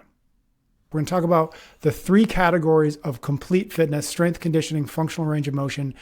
Zoom out a little bit. What do we mean when we say complete fitness? Why is this the next part of this conversation? We have the framework of what we believe are the behaviors that are within your control that can help you lead to a healthier, more fulfilled life. There are 10 factors that influence your health, 5 of which are outside your control for the most part, essentially more a function of luck, and 5 that are completely inside your control. The 5 that are more a function of luck are your age. If you are 18, you're more likely to be healthy than if you are 98. That's just the way it goes. So you're just lucky that you're young. Your genes, were your parents both Olympians, or were your parents both suffering from chronic diseases? Your exposures to toxins, or did you grow up in a house with radon? Did you live next to a nuclear power plant? Or did you grow up in the Costa Rican jungle? Your access to high quality medical care. Did you grow up in the Northeast, surrounded by some of the best hospitals in the world and doctors that are minutes away from you? Or did you grow up on Antarctica, where that's not really an option, and if you get sick, like, good luck. And the last one is kinetic experiences or accidents. Did you get into a car accident and now you're brain dead, like you don't have your health then? You can influence those in some factors a little bit. The big ones really are the ones that we can do on a day-to-day basis, which are what we talk about all the time: chasing what truly matters, the few key fundamental behaviors that determine your performance, vitality, and longevity. And those are how you train, how you eat, sleep, think, and connect. The reason we're having this conversation is because the first one we just talked about there is training. And I believe it's the first domino. I think it's the most important of all of them. You know, the Peter Attia saying is, there is nothing you can do that is so unhealthy that exercise can do for you that is healthier. Like, basically, like, if you're neutral, there's nothing that you can do to swing the pendulum far enough this way, including smoking, that training doesn't push the other way even farther. It's so vital. Matters so much. It is not what exercise was introduced to us as, where there's still a legacy of it. Yep. People only exercised in the past, like, get ready for war or sport. That's what exercise was forever. Besides that, people lived active lifestyles. Then in the 70s, there started to be this movement towards, like, running and jogging. In the 80s, health clubs became a thing. People started doing bodybuilding type stuff and running and jogging indoors on machines. It was all for the purpose of vanity, to look better and be skinny or have muscles. Well, what we found out, it sounds really recent. It's the last 20 years or so that this has become a mainstream accepted medical practice, that you having, I'm going to call it training for performance, improves your health, your vitality, and your longevity. Now, if you train for complete, if your training is complete, you really move the needle. If you train at all, you move the needle. If you're just a marathon runner, that is so much better than being a couch potato. If you're just a power lifter, that's so much better than being a couch potato. If you do yoga, that's so much better than being a couch potato. But if you do all three of these things together, that is so much better than just doing one of them. Mm-hmm. That's the conversation about complete training. It's actually we named our company off of this. Mm-hmm. CompTrain, complete training. So when we are thinking about this complete training, we have to define what that is. We'll talk about each of these categories, but they are the ones I just named. Do you have strength, conditioning, and functional range of motion? The strength one, muscles matter. The bigger muscles you have, they are essentially where your body deposits glucose. So think of it as like sponges for glucose, sugar in the bloodstream. We know how detrimental hyperinsulinemia is. This is the precursor to chronic disease. Chronic disease is the thing that kills 7 out of 10 Americans. Full stop.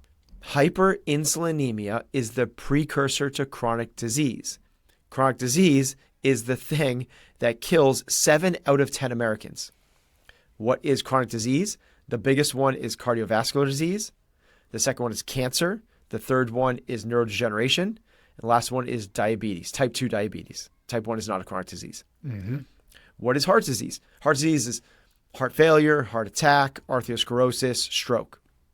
Cancer, all the different forms of cancer. Neurodegeneration, Parkinson's, Alzheimer's, dementia, and then type 2 diabetes. Those are preventable. I'm going to say that again. Those are preventable with taking care of the 5 factors. The number one factor, most important, training. And by the way, I'm not saying exercise. When we say complete training, that's different than exercise. People say, oh, get your 10,000 steps. Go do a spin class. Make sure you're active, get in the garden. With today's sedentary lifestyle in America, which, by the way, I went to Europe 2 weeks ago and gave portions of this talk there, and it didn't land at all. They don't have chronic disease like we do. They're like, all the stuff you're talking about, that's not landing at all. So this is an hour thing. It's one of the few things we haven't exported out to the world yet. we are. It's getting there, and it will be. Which it's not fully landed yet. Yeah. But this is like we're still at this like why level. Well, like how do we strength? Remember strength. The more strength takes muscles. Take care of your muscles. The more muscles you have, they deposit glucose. If you deposit glucose into muscles, your chances of hyperinsulinemia go down drastically. Really, really good. What else does strength do for you? Well, strength increases your bone mineral density. If you go do a Health 3.0 assessment, they're going to test that because they know how important it is. I'm probably going to get the stats a little bit wrong on this, but the spirit of it is more important than the letter. So the stats are something along the lines of if you fall and break your hip after the age of 65, your all-cause mortality, meaning the chance of being dead in 1 year, in 12 months, go up 30%. So we got to do some things to prevent that. First thing we want to do is be able to prevent the fall. That takes strength. The next thing we want to be able to do is if we fall, have the bones strong enough they don't crack, they're not brittle. How do we do that? We were told for a long time it was through impact training, running, jumping. That does it, not nearly as well as training for absolute strength. Mm-hmm. I had this conversation with my 9:30 class last week. We finished the workout and there's about 25 of them sitting there. I'm like, I want to emphasize the importance of strength training to you guys. I would like to get rid of barbells. I wish that we didn't train with barbells. If we didn't train with barbells, I know we would add 150 members in the next 6 weeks. Barbells are scary. Mm-hmm. I also know that barbells are the most efficacious way to work on absolute strength. And absolute strength is the most important thing for strength as whole, muscles, and particularly bone mineral density. As the muscles contract, I have a pen, so people are listening, but as muscles contract, the muscles are in the middle of the pen, ligaments and tendons are on the ends. As it shortens, it essentially tries to break the pen. It tries to bend it in half because it's pulling on the ends towards itself. The bones resist against that tension on the ends. The resistance of those two ends pulling on each other is what creates stronger bones. How do you create the most mechanical tension? Through a barbell lift. What lifts? The slow lifts. Dead, squat, and press. A complete training program must include those three things. It has to include working towards absolute strength with a barbell in those three things. So we have strength, and now we have our first subcategory of strength. The second one is if we were to try to not fall, we have to be kind of quick and explosive and powerful. Also, there's not a good biomarker for this yet. Strength is actually a biomarker. Like they test it. They do it with force plate production or grip strength to test how strong you are. The reason they do those two is because it's where the science is now for the testing. What we shouldn't do is take the training towards the testing, though. That's a mistake. What we should do is take the testing towards the actual application to real life. But the next thing we want to focus on after absolute strength is relative power. Relative means relative to your own body weight. So what that means is can you quickly and explosively move your body from point A to point B? Short distance, it's like vertical jump, broad jump. How high can you jump on a box? That matters a lot. You need, for a complete training program requires you to be able to move explosively. I wish that wasn't the case because it's probably my weakest thing. Of all the categories of the world to talk about, it's probably my worst. Yep. I have like a 3-inch vertical jump, and it's never been very good, but it's something that I should work on and get better. The next one after that is muscular endurance. So we say muscular endurance, it's the ability for muscles to resist fatigue. This usually happens over very high rep schemes.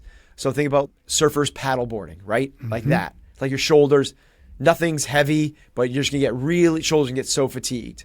Think of it as banded curls, 100 rep banded curls. It's not how strong are you. A lot of people can lift that once, but you want that muscles to be able to keep going and going and going. Those three things are what make up the strength category.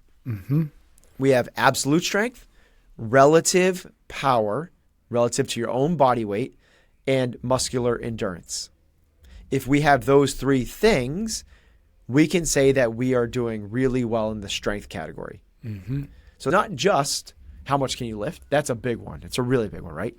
But how much can you lift is going to have carryover a little bit to that relative power one. You know, kind of a neat stat is the average Olympic lifter at the Olympics has a higher vertical jump than the average basketball player at the Olympics. That's crazy. So there's carryover there. Yep. And similar, there's some carryover to muscular endurance as well. Versus a couch potato, somebody that can bench press 300 pounds is probably going to be able to bench press a barbell, an empty barbell, 100 times a little more effectively than the couch potato would.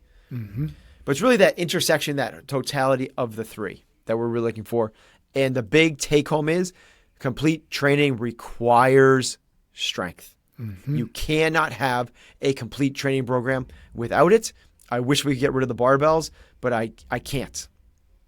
I can't get rid of them because I'm afraid of what the conversations I'm going to be having with my members in a decade. And the reason this conversation came up with my members is because a newer member and a member's wife in the same week came up to me saying they got diagnosed with osteoporosis. I was like, this is why I don't want to have my members coming up and saying that to me. You need to be training for maximal strength. We've got strength. Now we're doing the other end of it, conditioning.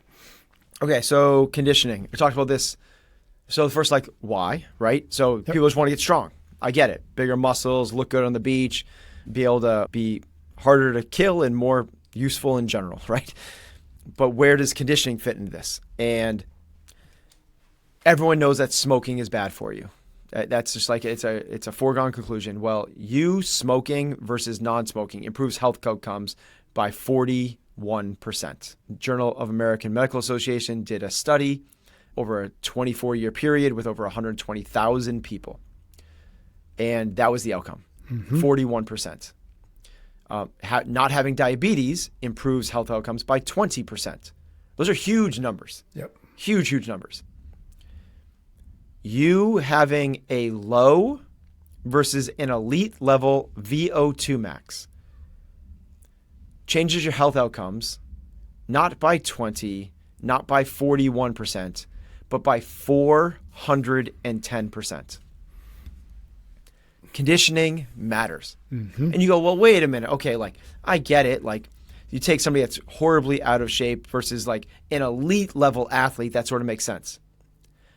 But you moving just one category, you moving from average to above average, that means essentially the same equivalent of something in the neighborhood of you going from a 7-minute mile to a 6:30 mile. That has the same health outcomes. It is a 41% increase. The same as not smoking. How in the world are we not having these conversations? There's not a person over the age of 6 in America that doesn't understand that smoking is not good for you. Yep. If you smoke, you are taking your life in. I don't know what to say. You're not doing it blindly. You know what you're doing. You know what you're doing. How many people know that if you improve your mile time, you're going to improve your health outcomes the same as quitting smoking? That's so powerful. That's so important. That needs to be a part of the conversation. Now, in terms of conditioning, it's not just about VO2 max. That's where the science and the research is, because it's a very easy thing to measure. I did it last week. You go to a performance lab. They put essentially a Venta mask on you. You go on a treadmill. They start at 0% incline at a set rate based off basically your perceived 10K pace. And then every minute they increase the incline and you go until failure. Of the incline until you can't, or does the speed increase? No, the speed stays the same. You just go up and up and up. Once it gets to the top, it's survival. How long can you go there? Got it. Okay. Sounds fun. What's cool is I don't do a whole heck of a lot of running. Like, I just don't. I run Sunday run day and I run once or twice in conditioning pieces at the gym. My VO2 max was not on the chart. It was so high. It was a 57 and the chart went up to a 51 or a 52 for my age group. So there's these bars and there's a blue dot above it. So how is that the case? Well, training for VO2 max doesn't have to be done through VO2 max training. Similar to that is all of the testing is done on a cycle or a treadmill. That doesn't mean a cycle or a treadmill is necessarily the best way to train for it. The more muscles you use, the more demand on the VO2. So if we know what we know, how can we increase the demand on the muscles? Well, instead of just doing one thing, like running, what if you combine that with something else, like burpees? Well, the other thing that you can do is increase it through load. The more muscles, the more demand. So if we not only did running, but we did running with burpees and took a dumbbell and brought it from the ground to overhead. And we did that in a interval fashion, 4 on, 4 off, 4 rounds. That's the kind of standard VO2 max protocol. That would be a bigger demand on the oxygen uptake than simply running. It's a better, more complete fitness training protocol. But it's not also just about VO2. It's not just 4 on, 4 off. You can train VO2 other ways. And again, remember, we don't want to go just to where the research is. The research will get better and show that this happens in other areas as well. What we really want to do is make sure our training program encompasses all aspects of conditioning. As I just talked about, mixed modal, not just on a treadmill or a bike. That's insane. You want to be able to do it with your body weight, be able to do it with traditional cardio things, and also do it against resistance and load. We also want to do it through different time domains. It's about the work capacity you're able to do, not just how good are you at this 6 to 14 minute VO2 max test. But can you do this with zone 2, like long? Do you have endurance? Can you go for hours if we asked you to? Can you do this training, both, this is the next category, with lactic threshold and VO2 max? Those are kind of brothers and sisters in the same family. They're both at moderate to high intensity, but you kind of like tweak things a little bit to get different outcomes. And the third one is, can you do it with anaerobic capacity? Means really hard, really high, unsustainable, and you're really uncomfortable afterwards. So what does that actually look like? Zone 2, as we said, is long, and on a rate of perceived exertion, it's like a 2 to a 4. So zones is different than rate of perceived exertion. Zones has to do with your heart rate. It's zone 2. And at RPE, rate of perceived exertion, on a scale of 1 to 10, 1 would be walking briskly. That's recovery. That's not what we're talking about. It's basically how hard can you work before you can't hold a conversation anymore. That's zone 2. Once, maybe twice a week is enough to do that. We talked about that in the first one that we talked about. So a little of this is recapping the first one, or actually, sorry, the second one, because this was intentional intensities. LT and VO2. Again, this is something that we want to do probably, again, 2 or 3 times a week, and maybe once a week we hit the anaerobic capacity thing. They'll work really hard stuff. Most CrossFitters are doing anaerobic capacity every time they do it.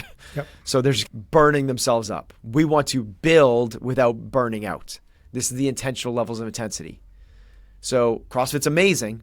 It's the best trained fitness protocol that's probably, it revolutionized fitness, but it can be misused. It's so powerful that it can not be beneficial if not done correctly. And also, we want complete training, right? Complete. What is complete? Zone 2 all the way up through anaerobic. Not just anaerobic capacity, anaerobic capacity, anaerobic capacity, anaerobic capacity. We want the totality of it. If there's one thing to shoot for right now, the research would say VO2, but like, again, this is just where the research is. It's kind of like saying, what's the number one biomarker? And someone saying like body fat. Okay, but like, but we're not going to optimize body fat and not take consideration of everything else. It's like, what are we doing to get to the body fat and what comes along with that? It's not just the body fat percentage by itself, because you could take Ozempic to get to a certain body fat. That's not going to help everything else. Taking Ozempic doesn't solve for the mitochondria and the dysfunction that's in there. It doesn't solve for the gut microbiome dysregulation. It doesn't solve for all the other things that are freaking messed up in the body. You're not even solving for the body composition. You're solving for weight loss. Body composition is actually getting worse in many cases, meaning that you're burning up muscle faster than you're burning up fat. So a little diatribe, a little side tangent in there thrown in just to get my shot at big pharma. Okay, so that's conditioning, long and slow, lactic or VO2 max, and anaerobic. We want to make sure that our program is allowing us to hit all 3 of those. The third and the last is functional range of motion. So the why behind that is life requires it. You don't go to the nursing home because you're sick. You go to the hospital if you're sick. You go to the nursing home when you lose the ability to live your life on your own. Meaning if you fall down, you can't get yourself back up. The ability to get yourself back up usually has more to do with functional range of motion than anything else. Meaning that you cannot, it's possible to get yourself up off the ground without passing through a below parallel squat, but you look like a freak. It's basically like this weird walk on your hands, like wall walk back up. The normal way every human being would get up is they would get up off the ground passing through a full squat. You need that to live your life. Even the ability to put on a shirt and take off a shirt, to grab something off the top shelf, to get up and off the toilet requires range of motion. So it matters. Kelly Starrett has a very cool sit to stand test, which is correlated to longevity. Sit down, Indian style, I don't know if you can say that, Native American style, crisscross applesauce, whatever it is. Safe with that last one. And can you stand up without using your hands and without losing your balance? If that's the case, congratulations. you probably have some pretty damn good lower body mobility. There's equally as powerful ones for the upper body. I think the best one is just lie down on the ground with your back. The best is like in the corner of like where the wall meets the floor. Your back on the floor and your legs up the wall. Are you visualizing that? Yep. Okay.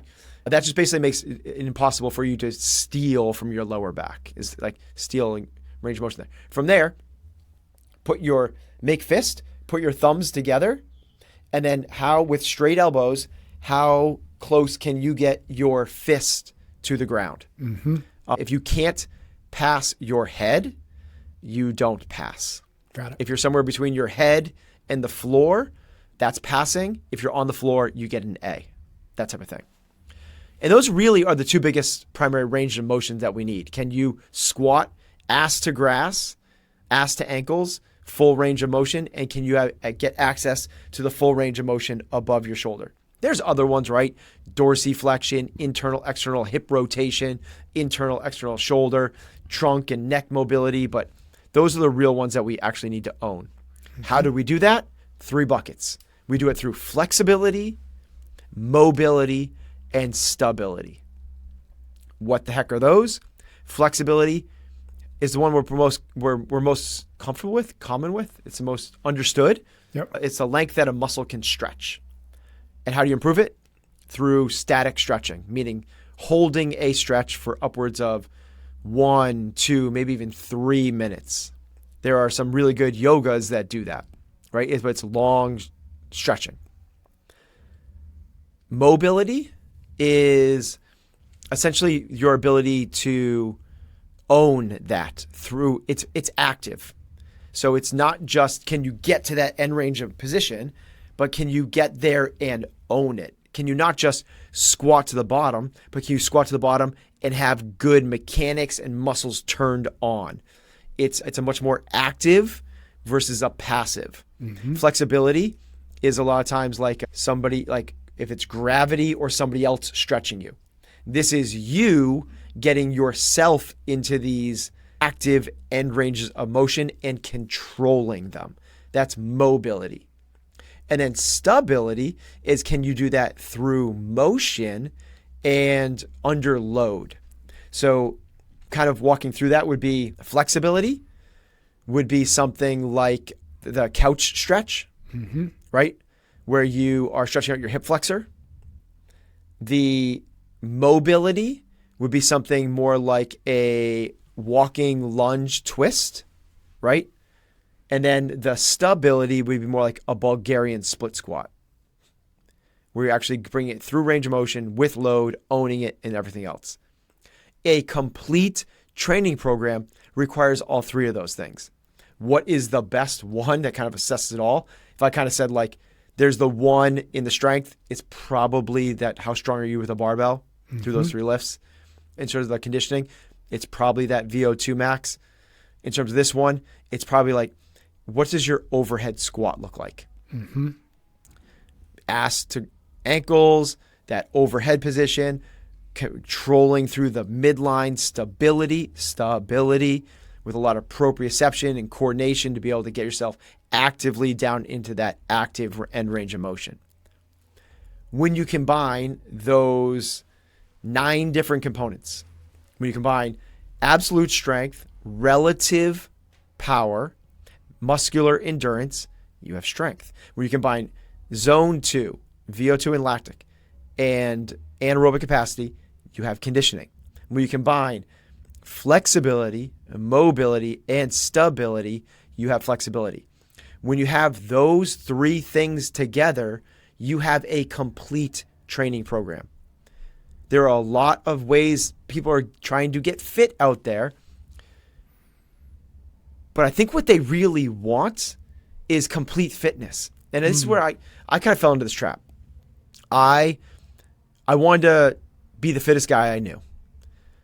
And this was in 2002, 2003. So I was like, the fittest thing that I know that I can is triathlons, because it's 3 different sports in one. And this was my 3. But what little did I know, I was actually just doing one of those 9. Yeah. Right? I was Yep. just doing endurance because I was doing Ironmans. That's the hardest. So how good are you at going 10 plus hours? Like, if you do it in 8 hours, you win world champions. If you do it in 9 hours, you qualify for worlds. I was at 10. You have to finish under 17 hours, the cap. That's at midnight. So I was like, I'm just going to try and qualify for worlds. That's the hardest, that's the fittest thing you can do. I didn't know what I was looking for until it like smacked me in the face. And that's when CrossFit came along. I was like, oh, this is a much better approach. Wow, this is 10 components of fitness. Well, I think that we can simplify that a little bit. And also, it's not just high intensity. And it's also not just cycling barbells to cycle barbells. And it's not just walking on your hands and flipping around and doing somersaults on rings. Those things are super cool, and I dedicated a big part of my adult life to those. But in terms of a complete, what is the essential? What I'm saying is, if you did not have one of these things, there'd be a missing component to your fitness. Mm-hmm. They are all the 9 essential components to what you have. Because when you combine a couple of them, when you combine absolute strength, what's the maximal external load that you can lift with relative power, you get power. You get power cleans. You get that one. That's the crossover between those two. And when you combine zone 2 with anaerobic capacity, you get metabolic flexibility. The adaptability to flip between burning carbs and fat. Like there's so much little carryover between all of these different categories. Now you don't necessarily need to train those ones because training the two will give you that capacity. Yep. This is the complete aspect to it. And again, it's what our company is. It's complete training. So it's obviously, I feel very passionately about it. And I just wish that, when people go and they're trying to get fit, but people are doing it by trying to run marathons and they think they're doing it. And they're not, right? They're working really hard. This goes back to like the conversation we had maybe a month ago or so where we did like the teardrop conversation. Mm-hmm. Yeah. They're trying really hard. They're making sacrifices in the gym and they're making sacrifices in the kitchen. They're training and eating. Yet they are not getting what they could be getting out of a training program. Because if without one of these things, you're not going to have the health, the vitality, and the longevity. Said another way, you need performance across these 3 categories. Mm-hmm. And if you have that, then you reap the benefits. Remember, being strong is better than the couch potato. Being a marathon runner is better than the couch potato. Being a dedicated yogi is better than a couch potato. But dedicating yourself to complete fitness is equally as better as dedicating yourself to any one of those endeavors. Mm-hmm. I think maybe just the one thing, or the one question, or the one thing to tag on is just something we've talked about before, which is the purpose of training, the purpose of health, the purpose of all the things you just laid out is not in and of themselves the goal, but as you're alluding to, it's the metabolic flexibility, it's the right. Ability to get up off the ground if you fall down, all of those other things. So posed as a question is I think is part of where we've gone wrong over the years has been we've made the training the point of the training and not zooming out like you've just done and saying we don't train for this, we train for what this allows for, what this creates in terms of what we are capable of doing and what we are able to continue to do throughout the lifespan. We should not be training to get better at the gym. We should be getting training so we can earn the freedom to live the life as we choose. Mm-hmm. It's a freedom to choose. So when you go outside the gym, you can do what you want to do. If you want to spend the extra time getting good at the gym, that's not wrong. No. You can do that. Like if you want to learn, if you want to learn how to walk on your hands, like you can do that. I spent 15 years teaching people how to do that. It's cool. It's awesome, but it's also not essential. Mm-hmm. It's not this is the complete essential program. So yes, where we have gone wrong is where we didn't go wrong is training, not exercise. Exercise is movement. Yep. Movement for the sake of movement. Training is exercise with a specific goal in mind. You can train for a marathon. You can train for a powerlifting competition. You can train to try to do the splits. When you train for this holistic approach, that's what's going to move the needle for you the most. And what we said in an earlier episode, how do you go about doing this? There are those 3 circles. There is strength, cardio, and functional range of motion. Which of those is the smallest circle for you right now? Focus on that. Focus on that until it is no longer the smallest. Once you no longer have a limitation, then you train it concurrently. You try to bring all of them up together. So if you kind of like picture out like the profiles of these people, right? If you're really strong, but you have no wind, you have no flexibility, you're a power lifter, right? If you have tons of conditioning, particularly zone 2, but you have none of the other 2, you're a marathon runner. You have tons of flexibility, but no strength, no cardio, you're a yogi. What if you combine some of those? If you have tons of conditioning and you have tons of strength, you're a hybrid athlete, right?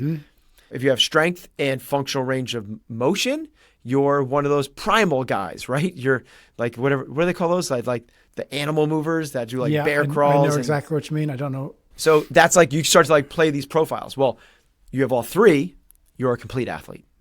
That's what it is. You're a complete, you're training for complete fitness. And what that does is allows you the option to go and do anything outside the gym. Do you want to go climb Kilimanjaro? Cool. Maybe 2 or 3 Saturdays doing what you just did, and you'll probably be ready, right? You want to go run a marathon? Cool. Maybe 6 weeks of bringing your running, because you're doing zone 2 already. You've already been running 10Ks every week. So maybe another 6 week of ramping that up, and you could run a sub 4-hour marathon. You want to go and enter a lifting competition? Cool. You're already lean, so you don't have to get down in weight to a certain weight class. Just work on your strength for a little bit. In 3-4 months, you could bring that thing up to where you qualify for something. You can go and do anything. Want to go to a high rocks competition? Want to go off backcountry skiing with your buddies? You're gonna be waiting for them. All right. Last but certainly not least, I thought a great place to end this conversation is actually a recent, at least recent as of publishing this complete guide, episode where we answered a listener question, Rodrigo, who had some questions about how to build his own training program. I thought this put a great little bow on the package that is this extended conversation that Ben and I have been having. So please do enjoy. Next question is from Rodrigo. I recently quit my gym after 9 months of consistent resistance training 5 to 6 times a week. I just couldn't afford it anymore. I've been training at home for a couple of months with a squat rack, barbell, and some weights, but I struggle with programming for all my fitness goals. Since I started training consistently and following my diet, I've lost about 15 pounds of fat and gained 10 pounds of muscle in about a year. Wow, Rodrigo. Yeah, damn, man. My goal is to get to 13 to 15% body fat. Doesn't say what he's at, but that's his goal. I do hypertrophy type training, but I also love CrossFit. I want to create a training program that includes the principles you guys mentioned, VO2 max, lactate threshold, and anaerobic capacity. However, I'm not sure how to incorporate these while maintaining my resistance training, which helps me keep or gain a little muscle while in a caloric deficit. Well, Rodrigo, do I have the answer for you? Yeah, you do. So the training program that we laid out that you are excited about, is the training program it is the training methodology, philosophy, and the way that we do it on CompTrain. Yep. So regardless if you have 30 minutes to train, an hour, or 2 hours to train, we give you that option every single day when you come into the app, and it balances automatically across strength, hypertrophy, Metcon, VO2, aerobic capacity, and so on. So that is the way we structure that program. So I mean, I could lay out a strength training program for you, but it would be what we talked about, which is what is in the app. But it is a very structured, thoughtful approach that will achieve exactly what you're looking for, which is I only have this limited equipment. regardless of the amount of time that you have, we can create that balance across losing weight, increasing muscle, maintaining strength, and increasing your VO2. I did a recent post on basically the well-rounded capacity I've had from following this program for a year. This is maybe a not so well-kept secret, but I didn't follow CompTrain for a long time because it was set up for games athletes. Yeah. And I wasn't trying to go to the games. So I followed CF&E programming. Yep. Well, a year ago, we merged those two things to one single endeavor. We still have a track for the competitive athletes, but really the intention and focus from my perspective went into people like Rodrigo, Patrick, and Ben, which is how do we get all of those things together in a really sustainable way that's not about walking on your hands and squat snatching 225 pounds and playing in rings and all of the rest.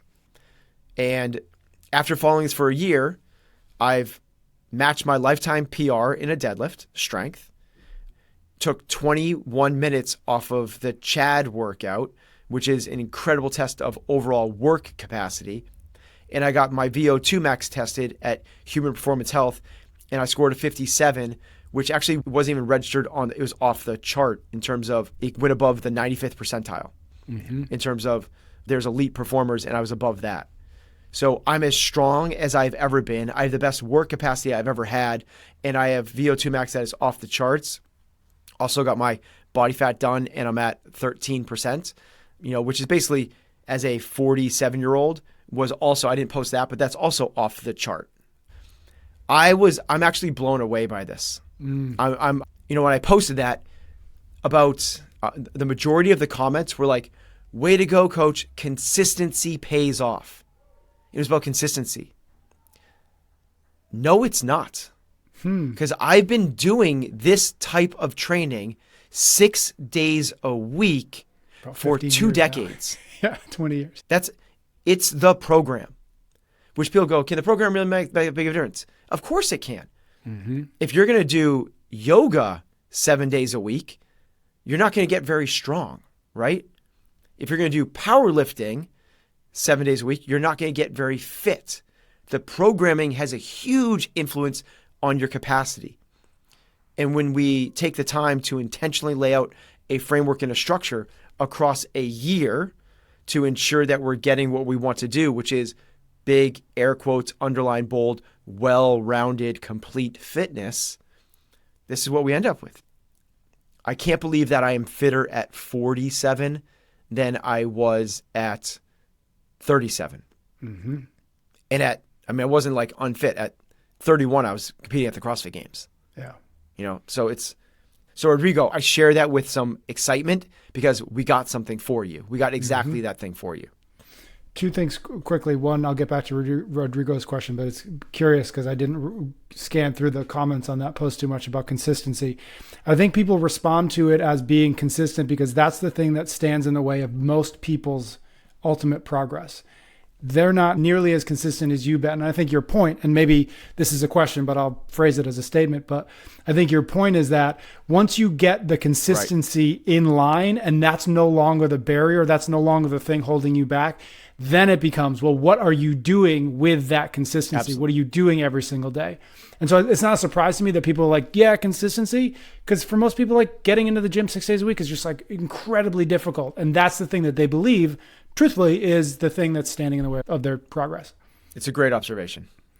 I think Second you're spot thing, on. The reason I like this question, I wanted to bring it in from Rodrigo, is because there seems to be a little bit of a disconnect that maybe you spoke to it a little bit, but maybe we can speak to it more on the point, which is, I want to do this hypertrophy thing. I want to get strong. I want to keep doing my resistance training. I also love CrossFit, but in this thing that you laid out, I can't get stronger and I can't do this hypertrophy thing because I'm also going to be doing all these Metcons and all these, other things.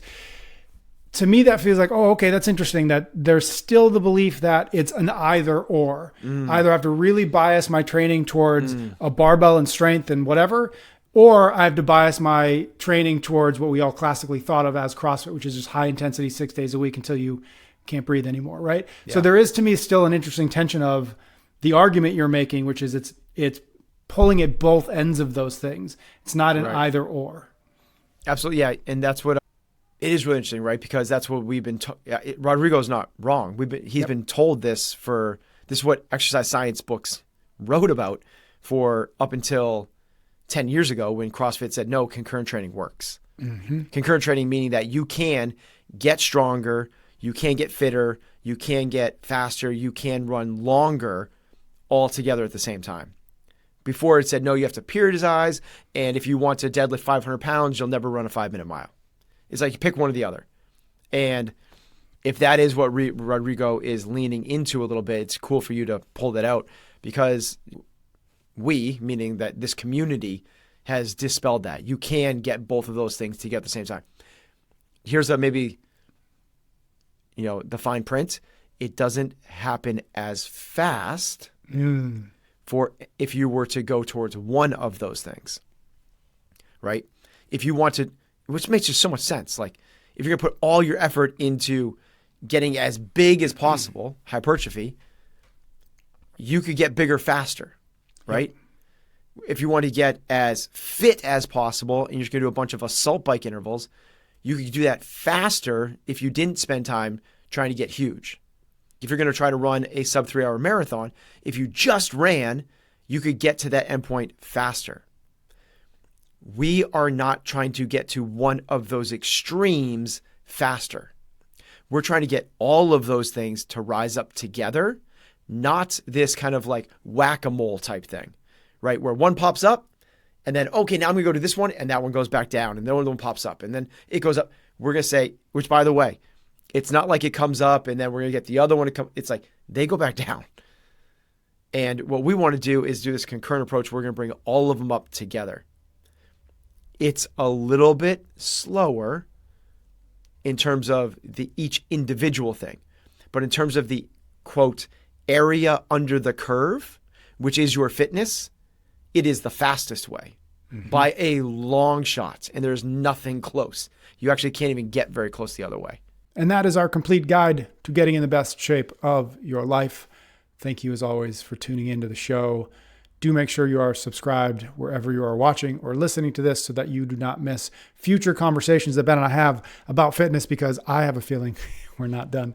Do make sure you head over to chasingexcellence.email to get on our free newsletter list, because this is important. Every weekend we send out an email with a link to a form that you can submit your questions. I would love to get a whole bunch of good fitness-focused questions so that Ben and I can have more of these conversations in the new year to ensure that we are all moving towards fitness.